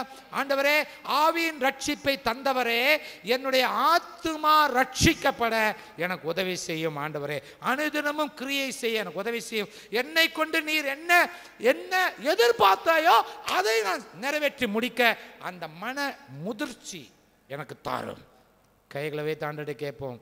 ஆண்டு உங்களுக்கு அந்த கிருபையை கொடுப்பாராக. ஆமென் சொல்ல மாட்டீங்களா? வேத வசனத்தை கை கொள்கிற கிருபை, அதை விட ஒரு கிருபை வேறு எதுவுமே இல்லை. கிருபை சிச்சுவேஷனுக்கு தக்கபடி மாறும். இப்போ ஆத்ம ரட்சிப்பில் ஃபர்ஸ்ட் பாயிண்ட் என்ன அப்படின்னு கேட்டிங்கன்னா, ஃபர்ஸ்ட் பாயிண்ட் என்னன்னு கேட்டிங்கன்னா ஞானஸ்தானம். இப்போ நான் உங்கள்கிட்ட ஒரு கேள்வி கேட்க போகிறேன். இப்படிப்பட்ட இருதயம் உள்ளவர்களுக்கு ஞானஸ்தானம் கொடுக்கலாமா கொடுக்கக்கூடாதா? ஒன்று கொடுக்கலாம்னா கொடுக்கலான்னு சொல்லுங்கள், இல்லை முடியாதுன்னா முடியாதுன்னு சொல்லுங்கள். இப்படிப்பட்ட இருதயம் உள்ளவர்களுக்கு ஞானஸ்தானம் கொடுக்கலாமா கொடுக்கக்கூடாது? பரிசுத்த ஆவி நான் ரட்சிப்பு எப்படி நடக்கும்ன்றது டீட்டெயிலாக எனக்கு சொல்கிறதுக்கு நேரம் கிடையாது. பரிசுத்த ஆவியை பாருங்கள், நம்ம பாவத்தை அறிக்கை செய்ய செய்ய செய்ய நமக்கு பாவ உணர்வு கொடுக்கிறவரே பரிசுத்த ஆவியானவர் தான். பரிசுத்த ஆவியுடைய கிரியைகள் 3: வெளியில், உள்ள, மத்தியில். Outside, inside, in the midst. 3 கிரியைகள் இருக்குது. யோசிச்சு பாருங்கள். இன்னும் பரிசுத்தாய் பற்றி பேசினா நீங்கள் ரொம்ப ஆச்சரியப்படுவீங்க. அது என் நேரம் கிடையாது, இன்னொரு நாளைக்கு பார்ப்போம். எல்லா பரிசுத்தாவியான எல்லாருக்குள்ளாரையும் மூச்சாக இருக்கிறார். அதை நான் நல்லா ஞாபகம் வச்சுக்கணும். மூச்சாக இருந்தால் போதாது, அவர் உணர்வுக்குள் அவர் பாவத்தை பற்றி கண்டிக்கும் போது அவர் ஒத்து போக வேண்டும். அவன் தான் ஆவிக்குரியவன். ஆமேன்னு சொல்லுங்களேன். அல்லேலியா சொல்லுங்களேன். இல்லை மூச்சாவே இருப்பார், அவரும் பெருமூச்சு விட்டுக்கிட்டே இருப்பார். மனம் திரும்பாமல் இருக்கிறானே, இன்னும் பாவம் பண்ணிக்கிட்டு இருக்கிறானே, பெருமூச்சோடு இருப்பார். நீ மூச்சு விடும்போதே அவரும் பெருமூச்சு விட்டுக்கிட்டே இருப்பார். எத்தனை பேர் புரியுதோ யாருக்கு தெரியும். கர்த்தர் நல்லவர். ஆமே, கர்த்தர் நல்லவர். இப்போ இப்படிப்பட்ட இருதயம் உள்ளவருக்கு ஞானஸ்நானம் கொடுக்க கூடாது. ஞானஸ்நானம் கொடுத்தா பிரச்சனை தான். பாருங்க, இருதயம் பாருங்க, இந்த பாருங்க, பெருமை 10 தான் வெளியே வந்திருக்கு, பாக்கி 90 உள்ளதான் இருக்குது. இது பாருங்க, சுருட்டு பிடிக்கிற ஆவி 15 தான் வெளியில் வந்திருக்கு, பாக்கி 85 உள்ளதான் இருக்குது. ஒரு பாஸ்டர் இந்த ரெட் ஹில்ஸில் ரெட் ஏரியாவில் வந்து கிட்டத்தட்ட 20 வருஷத்துக்கு முன்னாடி கேள்விப்பட்டேன், எனக்கு தெரியாது, கேள்விப்பட்டது. அப்போது எத்தனையோ கிளை சபைகள்லாம் சேர்ந்து அவர் ஈஸ்டர் பண்டிகை அன்றைக்கு 120 பேருக்கு என்னமோ ஞானஸ்நானம் கொடுத்தாராம். அந்த ரெட் ஏரியில் கொடுத்தாராம், மூலிகை கொடுத்தாராம். அப்போ தரையில் வந்து அந்த கரை ஓரத்தில் வந்து 2 கூடாரம் தள்ளி, அதாவது தென்னங்கீற்றில் coconut leaves, dry coconut leaves வச்சு 2 கூடாரம். ஏன்னா வஸ்திரம் ஆக்கட்டும் இல்லையா, சகோதரிகள் கொன்று சகோதரர்கள் கொன்று. இவர் பாஸ்டர் 120 பேர் ஞானஸ்நானம் கொடுத்தா இடுப்பு எப்படி இருக்கும் யோசிச்சு பாருங்க. அவர் வெளியில் வந்தோன்னே இடுப்பு விட்டு போச்சு அவருக்கு. கொஞ்சம் ஸ்ட்ரெச்சிங் எக்ஸசைஸ் எல்லாம் பண்ணி திருப்பி நான் போய் ட்ரெஸ் மாத்திரேன் பார்க்குறாரு, அங்கே ட்ரெஸ்ஸு ஆண்கள் ட்ரெஸ் மாத்திர இடத்துல புகை வருது. யோ என்ன புகை அப்படின்னு நேராக போய் பார்த்தா அப்போதான் ஈர துணியோட ஒருத்தர் அந்த ஞானஸ்நானம் எடுத்ததுக்கு அப்புறம் சுருட்டு பிடிச்சிட்டு இருக்கிறாரு, ஊதிட்டு இருக்கிறாரு. உங்களுக்கு ஒருவேளை சிரிப்பு வரலாம், ஆனால் அந்த பரிசுத்தவனுடைய நிலைமையை கொஞ்சம் சிந்திச்சு பாருங்க. அன்பான கர்த்தருடைய பிள்ளைகளே, கண் கலங்கிட்டாரு. என்னையா அது, இப்போதான் ஞானஸ்நானம் கொடுத்தேன், அதுக்குள்ளார என் முன்னாடியே சிகரெட் பிடிக்கிறீ பாஸ்டர், குளிருது பாஸ்டர், குளிருது, அதனால தான் நான் அடிக்கிறேன். ஆடப்பாவிகளா. பிரியமானவர்களே, ஞானஸ்நானம் இப்படிப்பட்ட உள்ளத்தில் கொடுக்கக்கூடாது. இப்போ ஞானஸ்நானம் எப்படிப்பட்ட இருதயத்துக்கு கொடுக்கணும்?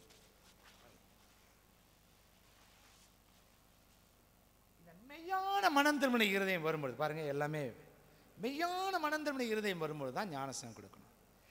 சரி, இப்போ ஞானஸ்நானம்னா என்ன? ஞானஸ்நானம் எடுத்தவங்க எத்தனை பேர் கை வைத்து காட்டுங்க. ஞானஸ்நானம் எடுத்தீங்களா? ஓ, எடுத்தவங்க நிறைய பேர் இருக்கிறாங்க. சரி, ஓகே. இப்போ ஞானஸ்நானம் என்றால் என்ன?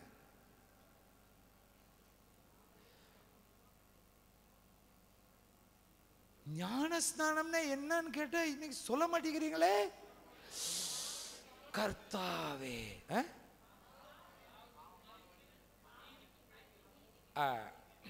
சரி, அதாவது நீங்க, நான் அடுத்த கேள்விக்குரிய பதில் நீங்க இப்ப சொல்லிட்டீங்க. ஞானஸ்நானம் என்றால் என்ன என்கிற கேள்விக்குரிய பதில் கர்த்தரோட கூட உடன்படிக்கை செய்தல். என்ன உடன்படிக்கைன்னு கேட்கும்போது தான் நீங்க சொன்ன மாதிரி பாவத்துக்கு செத்து நீதிக்கு பிழைப்பது. எப்படி? அது முக்கியம் இல்லையா? சரி, இப்போ பிரியமானவர்களே, ஜூயிஷ் ரூட்ஸ்லேருந்து ஹீப்ரூனுடைய ஒரு சில காரியங்களின் அடிப்படையில் நான் உங்களுக்கு டீச்சிங் கொடுக்கணுன்னா அது எங்கேயோ போயிடும், அது நேரமும் இருக்காது. அது நம்ம இன்னொரு நாளைக்கு அதை பார்க்கலாம். முதல்ல நம்ம இது வரைக்கும் என்ன தெரிஞ்சுக்கிட்டோன்றதை நம்ம பார்ப்போம். அந்த ஹீப்ரூனுடைய காரியங்கள் அது என்னைக்கா ஒரு நாளைக்கு நாம் பார்ப்போம். தட்ஸ் வெரி எக்ஸ்ட்ரீம், அதை இன்னொரு நாளைக்கு பார்ப்போம். முதல்ல இதை தரோ ஆகும். இதை தரோ ஆனதுக்கப்புறம் நம்ம அதுக்கு போயிடுவோம். கர்த்தர் உங்களோட கூட இருப்பாராக. பேப்டிசம் என்பதற்குரிய நல்ல கவனிங்க, ஹீப்ரூனுடைய வேர்டு மாத்திரம் நான் உங்களுக்கு சொல்லிடுறேன், அது உங்களுக்கு ரொம்ப யூஸ்ஃபுல்லாக இருக்கும். மிக்கவா. மிக்கவா கவா அப்படின்னா என்னன்னு கேட்டால் பிணைக்கப்படுதல். பிணைக்கப்படுதல் என்ற அர்த்தம். உங்களுக்கு வேற எங்கேயுமே அந்த அர்த்தம் கிடைக்கவே கிடைக்காது. கிரீக்லையும் கிடைக்காது, உங்களுக்கு இங்கிலீஷ்லையும் கிடைக்காது, தமிழ்லையும் உங்களுக்கு கிடைக்காது. மிக்கவா. மீ என்றால் ஃப்ரம், கவா பிணைக்கப்படுதல். யாரோட கூட? கர்த்தரோட கூட பிணைக்கப்பட்ட அனுபவத்தினால் வருவது. அதான் ஞானஸ்நானத்துடைய விளக்கம். யோசிச்சு பாருங்க. அப்ப கர்த்தரோட கூட பிணைக்கப்படுகிற ஒரு அனுபவம் தான் ஞானஸ்நானம். அன்பான கர்த்தருடைய பிள்ளைகளே, அதோடைய என்ன ரூட்ஸ் நிறைய இருக்குது. பட் தமிழுக்குரிய காரியங்கள், இங்கிலீஷ்குரிய காரியங்கள் நம்ம முதல்ல பார்ப்போம், இன்னொரு நாளைக்கு அதை சிந்திப்போம். சரி, இப்போ ஞானஸ்நானம் என்பதற்குரிய கரெக்ட் மீனிங் என்ன அப்படின்னு கேட்டிங்கன்னா, ஆண்டவரோடு கூட உடன்படிக்கை, அதை மாற்றி நீங்கள் வச்சுக்கோங்க, உடன்படிக்கை. அந்த உடன்படிக்கைக்கு இன்னும் ஃபர்தராக போகிறது தான் பிணைக்கப்படுதல். ஸோ அதுக்கு முந்தின ஸ்டேஜ் நம்ம பார்ப்போம். இப்போ இந்த உடன்படிக்கை ஸ்டேஜ் நம்ம பார்ப்போம். பிணைக்கப்படுற ஸ்டேஜ் நம்ம இன்னொரு நாளைக்கு சிந்திப்போம். இந்த உடன்படிக்கையினுடைய காரியங்கள் என்ன அப்படின்னு கேட்டிங்கன்னா ரொம்ப ரொம்ப முக்கியம். பாவத்துக்கு மரித்து நீதிக்கு பிழைப்பது. அப்போ உடன்படிக்கை செய்யும்போது அந்த உடன்படிக்கை தக்கபடி கரெக்டாக செயல்படணும். அதுதான் ஞானஸ்நானம். பிரியமானவர்களே, ஞானஸ்நானத்தில் ஒரு முக்கியமான ஒரு காரியம் என்ன அப்படின்னு கேட்டிங்கன்னா, உங்களுடைய மனது ரொம்ப முக்கியம். மைண்ட். நான் பிரமாணங்கள்னு ஒரு சப்ஜெக்ட் வச்சுருக்கேன். அது 5 days எனக்கு இருந்தால் தான் அதை டீச் பண்ண முடியும். அந்த பிரமாணங்கள் என்கிற சப்ஜெக்டில் வரும்போது மனதின் பிரமாணம் ரொம்ப முக்கியம். அந்த மனதின் பிரமாணம் இல்லைன்னா எல்லாமே போச்சு. த லா ஆஃப் த மைண்ட். அந்த லா ஆஃப் த மைண்ட் ரொம்ப முக்கியம். அப்போது மன ரீதி எப்படி இருக்குது அது ரொம்ப முக்கியம். சரி, ஒரு எக்ஸாம்பிள் நான் சொல்கிறேன், அதுக்கப்புறம் ஞானஸ்தானத்துக்குள்ளே நான் பார்ப்போம். Correct example. ரைட். இப்போது ஒரு மாப்பிள்ளை, ஒரு மணமகன், ஒரு மணமகள் அப்படி வச்சுக்கோங்களேன். சரி, இப்போ பாஸ்டர் என்ன செய்ய போகிறாரு, கொஞ்ச நேரத்தில் சாலமனைஸ் பண்ண போகிறாரு, கல்யாணத்தை நடத்தி வைப்பாங்க. இப்போது நல்ல கவனிங்க, இந்த சாலமனைஸ் பண்ணுற அந்த பேர் என்ன அப்படின்னு கேட்டால் ரிச்சுவல். அப்படின்னு என்ன? சடங்காச்சாரம். நல்ல கவனிங்க, இவங்க நல்ல கவனிங்க, சடங்காச்சாரம் கண்டிப்பாக தேவை. இது தேவையில்ல, ரெஜிஸ்டர் ஆஃபீஸ் பார்த்துக்கலாம், நடக்காது. சடங்காச்சாரம் கண்டிப்பாக தேவை. ஆனால் சடங்காச்சாரம் எந்த அடிப்படையில்? சடங்காச்சாரத்துக்கு பின்னாடி ஒரு பெரிய சத்தியம் மறைக்கப்பட்டிருக்கிறது. அந்த சத்தியம் உண்மையாய் நிறைவேற வேண்டும், அந்த சத்தியத்தை கை கொள்ள வேண்டும் என்கிற எண்ணத்தோட கூட தான் சடங்காச்சாரம். அப்ப நீங்க இது சடங்காச்சாரமா, இந்த பொண்ணு மாப்பிள்ளை சடங்காச்சாரம்னு நினைச்சா அவங்க லைஃப் ஃபுல்லா சடங்காச்சாரமா தான் இருக்கும். இல்லையா, சடங்காச்சாரத்துக்கு பின்னாடி ஒன்று இருக்கு. அது என்ன? இப்போ யார் இந்த பொண்ணு கொடுக்குறா அப்படின்னு கேட்கும்போது, இந்தான் தாப்புன்னு வரும்போது அவங்க மணமகனுடைய கை எடுத்து ஊழியக்காரனே செய்கிறார். மணமகளுடைய கையில் வைக்கும்போது மணமகனுடைய மனநிலை எப்படி இருக்கணும்? ஆண்டவரே, நான் தனிமையாக இருப்பது நல்லதல்ல என்று சொல்லி எனக்கு ஒரு ஏற்ற துணியை கொடுத்து அதன் நிமித்தம் பக்தி உள்ள சந்ததியை பெற்றெடுப்பதற்காக நீர் தருகிறீரே ஆண்டவரே. இன்றிலிருந்து ஒரு வித்தியாசத்தை உண்டு பண்ணி நாங்கள் இருவரும், நானும் நீரும் ஒரே ஆவியாய் இருப்பது போல இன்று முதல் இவ்வளோ கூட ஒரே மாம்சமாய் இருக்கும்படி உதவி செய்யுங்க ஐயான்ற மனநிலையோடு அவர் எடுப்பார். ஆனால் அது ரொம்ப யூஸ்ஃபுல்லாக இருக்கும், ரொம்ப பிரயோஜனமாக இருக்கும். அதே மனநிலையில் அந்த மணமகள் எடுப்பாரானால் அந்த திருமணம் நீடிக்கும், ரொம்ப பிரயோஜனமாக இருக்கும், கனி கொடுக்கும். ஆனால் அதை விட்டுட்டு மணமகன் கையில் வைக்கும்போது, நான் கேட்ட பைக் இன்னும் வரலையே, சரி என்ன செய்ய, ஏதோ கையை கொடுத்துட்டோம், என்ன பண்ணப்போ தலையெழுத்து பாருங்க. சடங்காச்சாரத்தில் தலையெழுத்துன்னு யோசிச்சா அந்த மனநிலை ரொம்ப இம்பார்ட். ஆனால் தான் ஆண்டவர் சொல்றாரு, நீ விசுவாசித்தபடியே உனக்காக கடவுது. மாட்டிக்கிட்டோம். தோத்தர ஆண்டவரே, இப்போ திருமணம் ஆகாதவங்களுக்கு என்ன சந்தோஷம். திருமணம் ஆனவங்க யோசிக்கிறாங்க, அடாடாடா இது எப்படா சரி பண்ண. ஒன்றும் வேண்டாம், மறுபடியும் புருஷன் மனைவி கல்யாணம் பண்ண அப்படி சொல்ல வரல. மறுபடியும் கை கோர்த்து கர்த்தருடைய சமூகத்தில் மறுபடியும் சொல்லுங்க. ஆண்டு அந்த நிமிஷத்தில் எல்லாத்தையும் மாற்றிடுவார். கரங்களை வைத்து அல்லேலூயா சொல்லுங்க, ஆண்டவரால் முடியும். அப்போ மனநிலை ரொம்ப முக்கியம் பிரியமானவர்களே, மனநிலை ரொம்ப முக்கியம். Come back to mikvah, come back to baptism. இப்போ பாஸ்டர் என்ன செய்றாரு, ஒருத்தரா இவரை என்ன செய்றாரு, கமான், இயேசு கிறிஸ்து உன்னுடைய பாவங்களுக்காக மரித்தார் என்று விசுவாசிக்கிறாயா? எஸ், மரிக்கிறேன் அப்படின்னு அந்த மனநிலையோட, ஓஹோ ஆண்டவரே, எஸ் பாவத்துக்கு மரிச்சிரம்பா, சிலுவையில நான் அறையப்பட வேண்டிய இடத்துல நீர் அறந்தீரே ஆண்டவரே, நன்றி ஐயா. அந்த உள்ளத்தோட கூட அவர் ஞானஸ்தானம் எடுத்தால் எவ்வளவு பிரயோஜனமாக இருக்கும். ஆனா அதை விட்டுட்டு அதெல்லாம் காதல வாங்கிக்காம இது எடுக்கிறது காரணமே மாமா பொண்ணை கட்டுறது தானே. தோத்திரம் ஆண்டவரே, ஹல்லேலூயா. ஹalleluya. மாமா பொண்ணு தான் ஞாபகம், மாமா பொண்ணு தான் ஞாபகம். ஸ்தோத்திரம் ஆண்டவரே. அது கடைசியில் அது வேற மாதிரி போயிடும், ஒரு பிரயோஜனமும் இருக்காது. ஒரு சிலர் யோசிக்கிறாங்க, நான் அந்த மனநிலையில் எடுத்தது இவருக்கு எப்படி தெரியும் அப்படின்னு யோசிக்கிறவங்க ஒரு சிலர் இருக்கிறீங்க. எனக்கு ஒண்ணுமே தெரியாது, கர்த்தருக்கு எல்லாமே தெரியும். எல்லாம் தெரிந்த ஆண்டவருக்கே மகிமை உண்டாவதாக. சடங்காச்சாரமா அல்லது சத்தியமா? ஸ்தோத்திரம். நிஜமா சொல்றேன், நான் அப்படிப்பட்ட மனநிலையில் ஞானஸ்தானம் எடுக்கல. எனக்கு சொல்லி கொடுக்கல. போக போக போக போக தான் கர்த்தர் என்னோட கூட இடைப்பட்டார். அதுக்குன்னு எங்களுக்கு சொல்லி கொடுத்தவர்களை நான் தாக்கி பேசவில்லை, குறைத்து பேசவில்லை. கர்த்தருக்கே மகிமை உண்டாவதாக. ஐயா, ஞானஸ்தானத்தை பற்றிய அருமையான வேத வசன சத்தியத்தை நான் வாசிப்போம் ஐயா. ரோமருக்கு எழுதின நிருபம் 6ஆம் அதிகாரம் 3ஆம் வசனம், 4ஆம் வசனம், 5ஆம் வசனம் வாசிங்க ஐயா. கிறிஸ்து இயேசுவுக்குள்ளாக கவனிங்க, எங்க கவனிங்க. கிறிஸ்து இயேசுவுக்குள்ளாக ஞானஸ்நானம் பெற்ற நாம் அனைவரும் அனைவரும்ன்ற அந்த இடத்துல நீங்களும் நானும் இருக்கணும், பார்க்க வேண்டும். அந்த நாம்ல நீங்களும் இருக்கீங்க, நானும் இருக்கிறோம், எல்லாரும் இருக்கிறோம். ஆமென் சொல்ல மாட்டீங்களா? நாம் அனைவரும் அவருடைய மரணத்துக்குள்ளாக. பாத்தீங்களா? அவருடைய மரணம்னா எந்த மரணம்? சிலுவை மரணமா? இயேசு ராஜா கர்த்தாவே. ஐயா இங்க கவனிங்க. இப்போ நான் ஒரு உதாரணத்தை சொல்கிறேன். உங்களுக்கு காசு, பணம், பிளாட்டு, ஏக்கர்னு சொன்னால் தான் உங்களுக்கு புரியும். சரி, நான் இப்போ அம்பானி ரேஞ்சில் பணக்காரன் வைங்களேன். ஒரு உதாரணத்தை சொல்கிறேன்.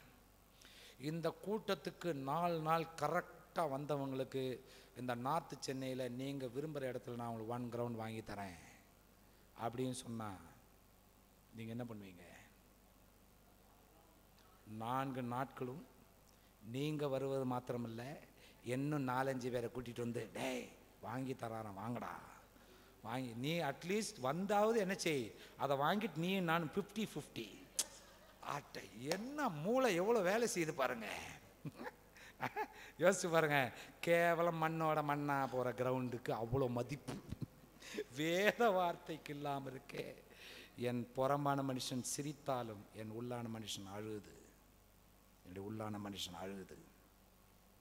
பிரியமானவர்களே, இப்போ கூட்டமெல்லாம் முடிஞ்சதுக்கப்புறம் நீங்கள் என்கிட்ட என்ன கேட்பீங்க? என்ன கேட்பீங்க?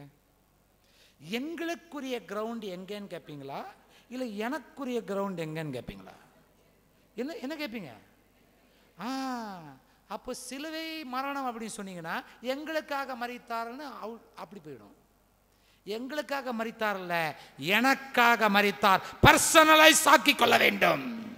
ஆமென். எத்தனை பேருக்கு இது புல்ல இருக்கலையா உங்களுக்கு? You are not getting excited. Oh praise the Lord. Please get excited.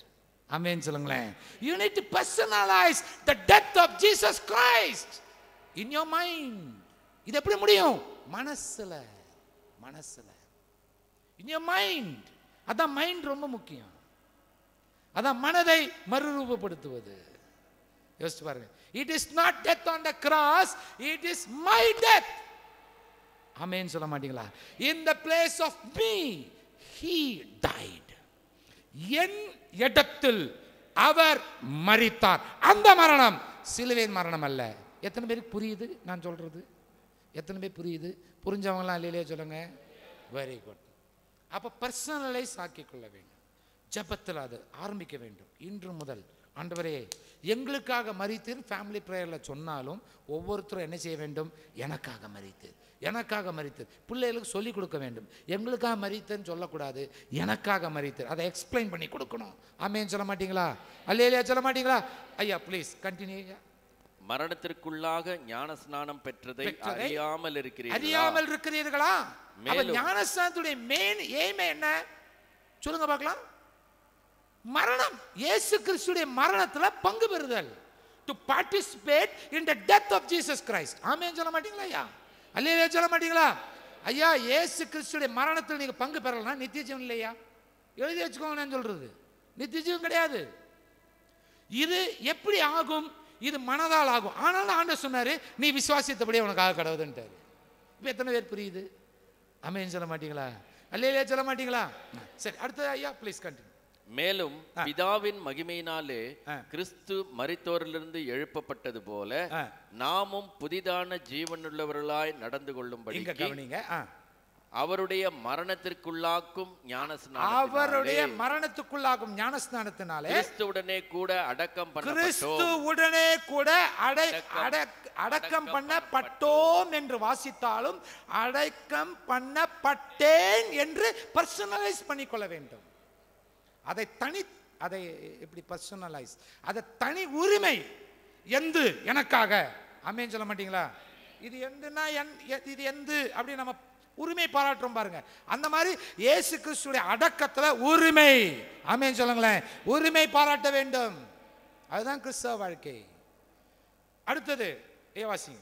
ஆதலால் அவருடைய மரணத்தின் சாயலில் நாம் இணைக்கப்பட்டவர்களானால், கவனிங்க, மரணத்தின் சாயல் வந்தாதான் அடக்கம் பண்ணப்பட்ட சாயல். அடக்கம் பண்ணப்பட்ட சாயலுக்கு அப்புறம் வாசிங்க, அவர் உயிர்த்தெழுதலின் சாயலிலும் உயிர்த்தெழுதலின் சாயலை இணைக்கப்பட்டிருப்போம்.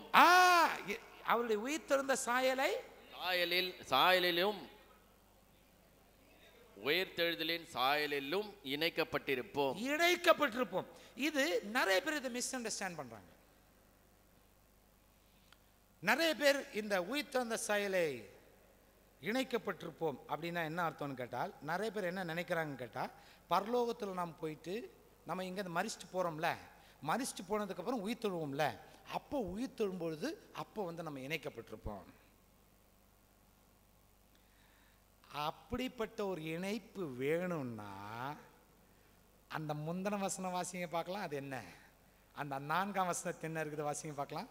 மேலும் பிதாவின் மகிமையினாலே கிறிஸ்து மரித்தோரிலிருந்து எழுப்பப்பட்டது போல நாமும் புதிதான ஜீவன் உள்ளவர்களாய் நடந்து கொள்ளும்படி.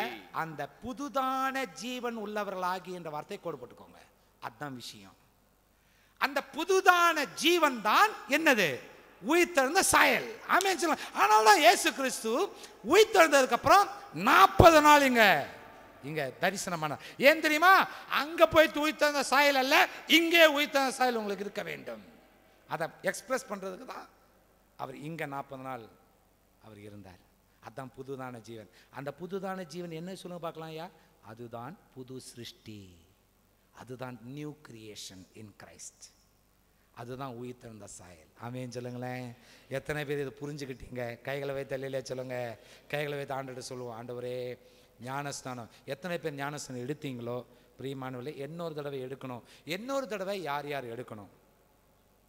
தெளிப்பு ஞானஸ்நானம், குழந்தை ஞானஸ்நானம். இயேசுவின் நாமத்தினால நான் ஞானஸ்நானம் எடுத்தேன். அப்படி இல்லை ஐயா, அறியாமையில் கல்யாணத்துக்காக எடுத்தேன்யா, இல்லை அறியாமையில் கிறிஸ்தவ நாட்டில் ஒரு வேலை கிடைக்கும்ன்றதுக்காக எடுத்தேன்யா, இப்படிப்பட்ட அதனால் என் மனசு நீங்கள் தயவு செய்து மனசாட்சி நீங்கள் எனக்கு இன்னொரு முறை ஞானஸ்நானம் கொடுங்கய்யா அப்படின்னா, if your pastor is led by the spirit definitely he will give you another baptism. ஆமென் சொல்ல மாட்டீங்களா? எஸ். அதனால் பிரியமானவர்களே நல்ல கவனிங்க. ஃபோக்கஸ் எங்க? சடங்கு கண்டிப்பாக தேவை. திருமணத்தில் இணைக்கிறது அந்த சடங்கு கண்டிப்பாக தேவை. அப்போ ஞானஸ்நானம் என்னும் சடங்கு என்ன தேவை? கண்டிப்பாக தேவை. ஆனால் சடங்கு சடங்காக இருக்கக்கூடாது. சடங்குக்கு பின்னாடி இருக்கிற சத்தியம். அந்த பின்னாடி இருக்கிற சத்தியம் என்ன? இயேசு கிறிஸ்துடைய மரணத்தில் நான் பங்கு பெற்றேன், இயேசு கிறிஸ்துடைய அடக்கத்தில் நான் பங்கு பெற்றேன். இது ரெண்டுல பங்கு பெற்றதுனால அவருடைய உயிர்த்தெழுந்த சாயல் இங்க புதுதான ஜீவன் ஆகும்படி, எதற்காக? இனிமேல் வரப்போகிற உயிர்த்தெழுந்த சாயலை இணைக்கப்படுவதற்காக. அல்லேலூயா. அப்படி கரெக்டா ஞானஸ்நானம் எடுத்தால் ஆண்டவர்களை ஆசீர்வதிப்பார். ஆமென். எஸ். ஞானஸ்நானம் எடுக்காதவங்க 15 வயசுக்கு மேலே தயவுசெய்து ஞானஸ்நானத்துக்கு கூடிய சீக்கிரத்தில் நீங்கள் ஒப்பு கொடுங்க. நேரத்தை தள்ளிக்கிட்டு நீங்கள் ஞானஸ்நானத்தை தட்டி கழிக்கிறீங்கன்னா ஆண்டவரை தட்டி கழிக்கிறீங்கன்னு அர்த்தம். ஞானஸ்நானத்தை தட்டி கழிக்கிறீங்கன்னா ஆண்டருடைய பாதுகாப்பை நீங்கள் தட்டி கழிக்கிறீங்கன்னு அர்த்தம். அவருடைய மரணத்தில் பங்கு பெறதை தட்டி கழிக்கிறீங்கன்னு அர்த்தம். அவருடைய உயிர்த்தெழுந்த சாயலில் தட்டுக்கொள்றீங்கன்னு அர்த்தம். இன்னைக்கு அநேகர் ஞானஸ்நானத்தை என்னமோ முக்கிய என்னமோ எந்திரம். இந்த தண்ணீர் எதுக்கு அடையாளம்? 2 அடையாளம். தண்ணீர் வேத வசனத்துக்கு அடையாளம், 2வது பரிசுத்த ஆவிக்கு அடையாளம். முக்கும் பொழுது வேத வசனத்துக்குள்ளார உன்னை முக்குகிறேன். முக்கும் பொழுது பரிசுத்த ஆவியின் அபிஷேகத்துக்குள்ள உன்னை முக்குகிறேன். ஆமென் சொல்லுங்களேன். ஏனென்றால் அந்த 2 தான் நித்திய ஜீவன் கொண்டு போய் சேருவதற்கு தேவை. ஆமென் சொல்ல மாட்டீங்களா? அல்லேலூயா சொல்ல மாட்டீங்களா? எஸ். இனி இப்போ இந்த ஒரு காரியம் சொல்லுங்க பார்க்கலாம். ஞானஸ்நானம் எடுத்த உடனே நம்ம ஃபர்ஸ்ட் ஆசீர்வாதம் என்ன? நம்ம ஞானஸ்நானம் எடுத்தோடனே சரி, இயேசுக்கு ஞானஸ்நானம் எடுத்தார் இல்லையா? சரி, இயேசு ஞானஸ்நானம் எடுத்தோடனே ஃபர்ஸ்ட் ஆசீர்வாதம் என்ன?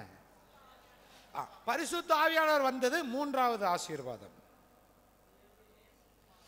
வெரி குட் ஐயா. நேசக்மான்றது 2வது ஆசீர்வாதம் ஐயா. கரெக்டா பிடிச்சுக்கிட்டீங்களே. வானம் திறக்கப்பட்டது அப்படின்னு என்ன அர்த்தம்? ஜீவ புஸ்தகம் திறக்கப்பட்டது. அல்லேலூயா. ஜீவ புஸ்தகத்துல அவருடைய நாமம் எழுதப்பட்டது. எஸ். இப்ப ஞானஸ்நானம் எடுத்தவங்களுக்கெல்லாம் ஒரு சந்தோஷம். என்னுடைய பேர் ஜீவ புஸ்தகத்தில் எழுதப்பட்டிருக்கிறது. பயங்கர சந்தோஷம். ஆனா இடி மாதிரி ஒரு வசனம் வரப்போகுது.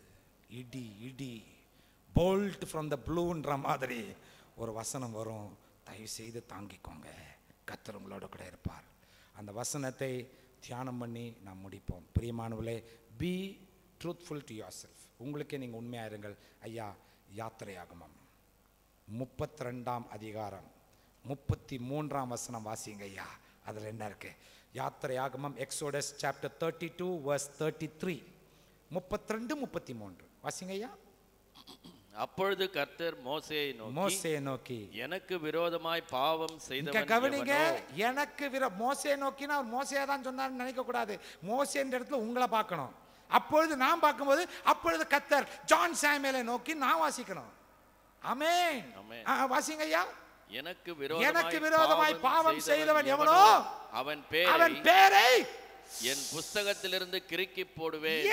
ஏன் ஞானஸ்நானத்துக்கு சம்பந்தப்பட்ட வசனம் எக்ஸோடஸ்ல இருக்கு. அது ஒரு பெரிய ஒரு டீச்சிங் அது. ஏன்னா ஞானஸ்நானம் புது ஏற்பாடுடைய காரியம் அல்ல. யோசிச்சு பாருங்க, மனசுல யோசிச்சு பாருங்க. கிறுக்கி ஜீவ புஸ்தகத்துல பேர் கிறுக்கிறதுக்கும் வல்லவர் உள்ளவராய் இருக்கிறார். ஞானஸ்நானம் எடுக்காதவங்க யோசிக்கிறாங்க, நல்ல வேலை நான் எடுக்கல, எடுத்திருந்தா தானே இந்த பிரச்சனை அப்படி இப்படின்னு சொல்றவங்க பயங்கரமான வஞ்சிக்கப்பட்டவர்கள். ஏன்னு கேட்டா அவங்க சுத்தமா அந்த இதுக்குள்ளார வரவே இல்லை. அந்த ரவுண்டுக்குள் வரவே இல்லை. ரவுண்டுக்குள் வந்தால் தானே பாதுகாப்பு மற்ற காரியங்கள். யோசிச்சு பாருங்க, அதிக ஆக்கினை அடைவார்கள். அதனால தயவுசெய்து அப்படியெல்லாம் இருக்காதீங்க. கூடிய சீக்கிரத்தில் ஞானஸ்நானத்துக்கு இடம் கொடுங்க. ஞானஸ்நானம் எடுத்தவங்க ஆண்டவர்கிட்ட கேளுங்க, ஆண்டவரே ஜீவ புஸ்தகத்தில் என் பேர் கிறுக்கப்பட்டிருக்கிறதா அல்லது ஜீவ புஸ்தகத்தில் என் பேர் இருக்கிறதா? ஆமென் சொல்ல மாட்டீங்களா? நான் சைனிக் ஸ்கூலில் படிக்கும் பொழுது 1-2 பேர் மிஸ்பிஹேவ் பண்ணாங்க. உடனே தூக்கிட்டாங்க, டிஸ்மிஸ் பண்ணிட்டு என்ன பண்ணிட்டாங்க, ரெட்டில் கிறுக்கிட்டாங்க. ரொம்ப வால் பண்ணுறவங்கள கூப்பிட்டு ரெஜிஸ்டர் ஆஃபீஸில் தபார் அவன் பேர் கிறுக்கப்பட்டிருக்கு பார்த்துக்கோ ஓ அப்படின்னு சொல்லி யோசிச்சு பாருங்க, வார்ன் பண்ணுவாங்க. ஒரு சாதாரண உலகத்தான் மனுஷனே இப்படி டிசிப்ளினாக இருக்கிறான்னா, ஓ யோசிச்சு பாருங்க, ஆண்டவர் எவ்வளோ டிசிப்ளின் காட். ஆமென் சொல்ல மாட்டீங்களா? பாவம் இல்லாத ஒரு வாழ்க்கை. ஆமென் சொல்ல மாட்டீங்களா? அல்லேலூயா. கண்களை மூடி நாம் ஜெபம் பண்ணலாமா? பிரியமானவர்களே, அங்கே பின்னாடி புஸ்தகங்கள் வேணும்னா என் இருதயம் எப்படிப்பட்டது, அந்த இயேசு சொன்ன ஓமைகள் அருமையான 2 புஸ்தகங்கள் உண்டு, இங்கிலீஷ்லும் உண்டு. அதை வாங்கி நன்மை அடைங்கள். 4 பேருக்கு அதை வாங்கி கிஃப்டாக கொடுங்க. கர்த்தர் உங்களை ஆசீர்வதிப்பார். கண்களை மூடி ஃபர்ஸ்ட்லேருந்து ஒரு சில காரியங்களை சிந்திப்போம். மனசாட்சி. ஆண்டவரே, நீர் விரும்புகிற மனசாட்சி எனக்குள் காணப்பட எனக்கு உதவி செய்யும். 2வது, சாத்தான் எந்த ரூபத்தில் அவன் வர்றானோ எனக்கு கர்த்தருடைய கண் என் மேல் வரட்டும் ஐயா. அவன் அந்த ட்ராப் செட் பண்ணுறானே, எனக்கு கண்ணி வைக்கிறானே, அந்த கண்ணியை நான் அடையாளம் கண்டு கொள்ளு, எனக்கு உதவி செய்யும் ஐயா என்று சொல்லி வாயை திறந்து கேட்போமா? எத்தனை பேர் வாயை திறக்கவே மாட்டேங்கிறீங்களே? ஜெபம் பண்ணும்போது வாயை திறங்க. ஸ்தோத்திரம். உள்ளான வாயும் திறக்க வேண்டும், வெளியான வாயும் திறக்க வேண்டும். ஸ்தோத்திரம். The mouth of the inner man and the outer man should be open, praising God in tandem. ஸ்தோத்திரம். 2 பேருமே அக்ரிமெண்ட்ல இருக்கணும். ஸ்தோத்திரம். Your inner man should agree with your outer man. O hallelujah, praise the Lord, praise the Lord. வாயை திறந்து ரட்சிப்பின் அனுபவத்தை பத்தி சொல்லுங்க.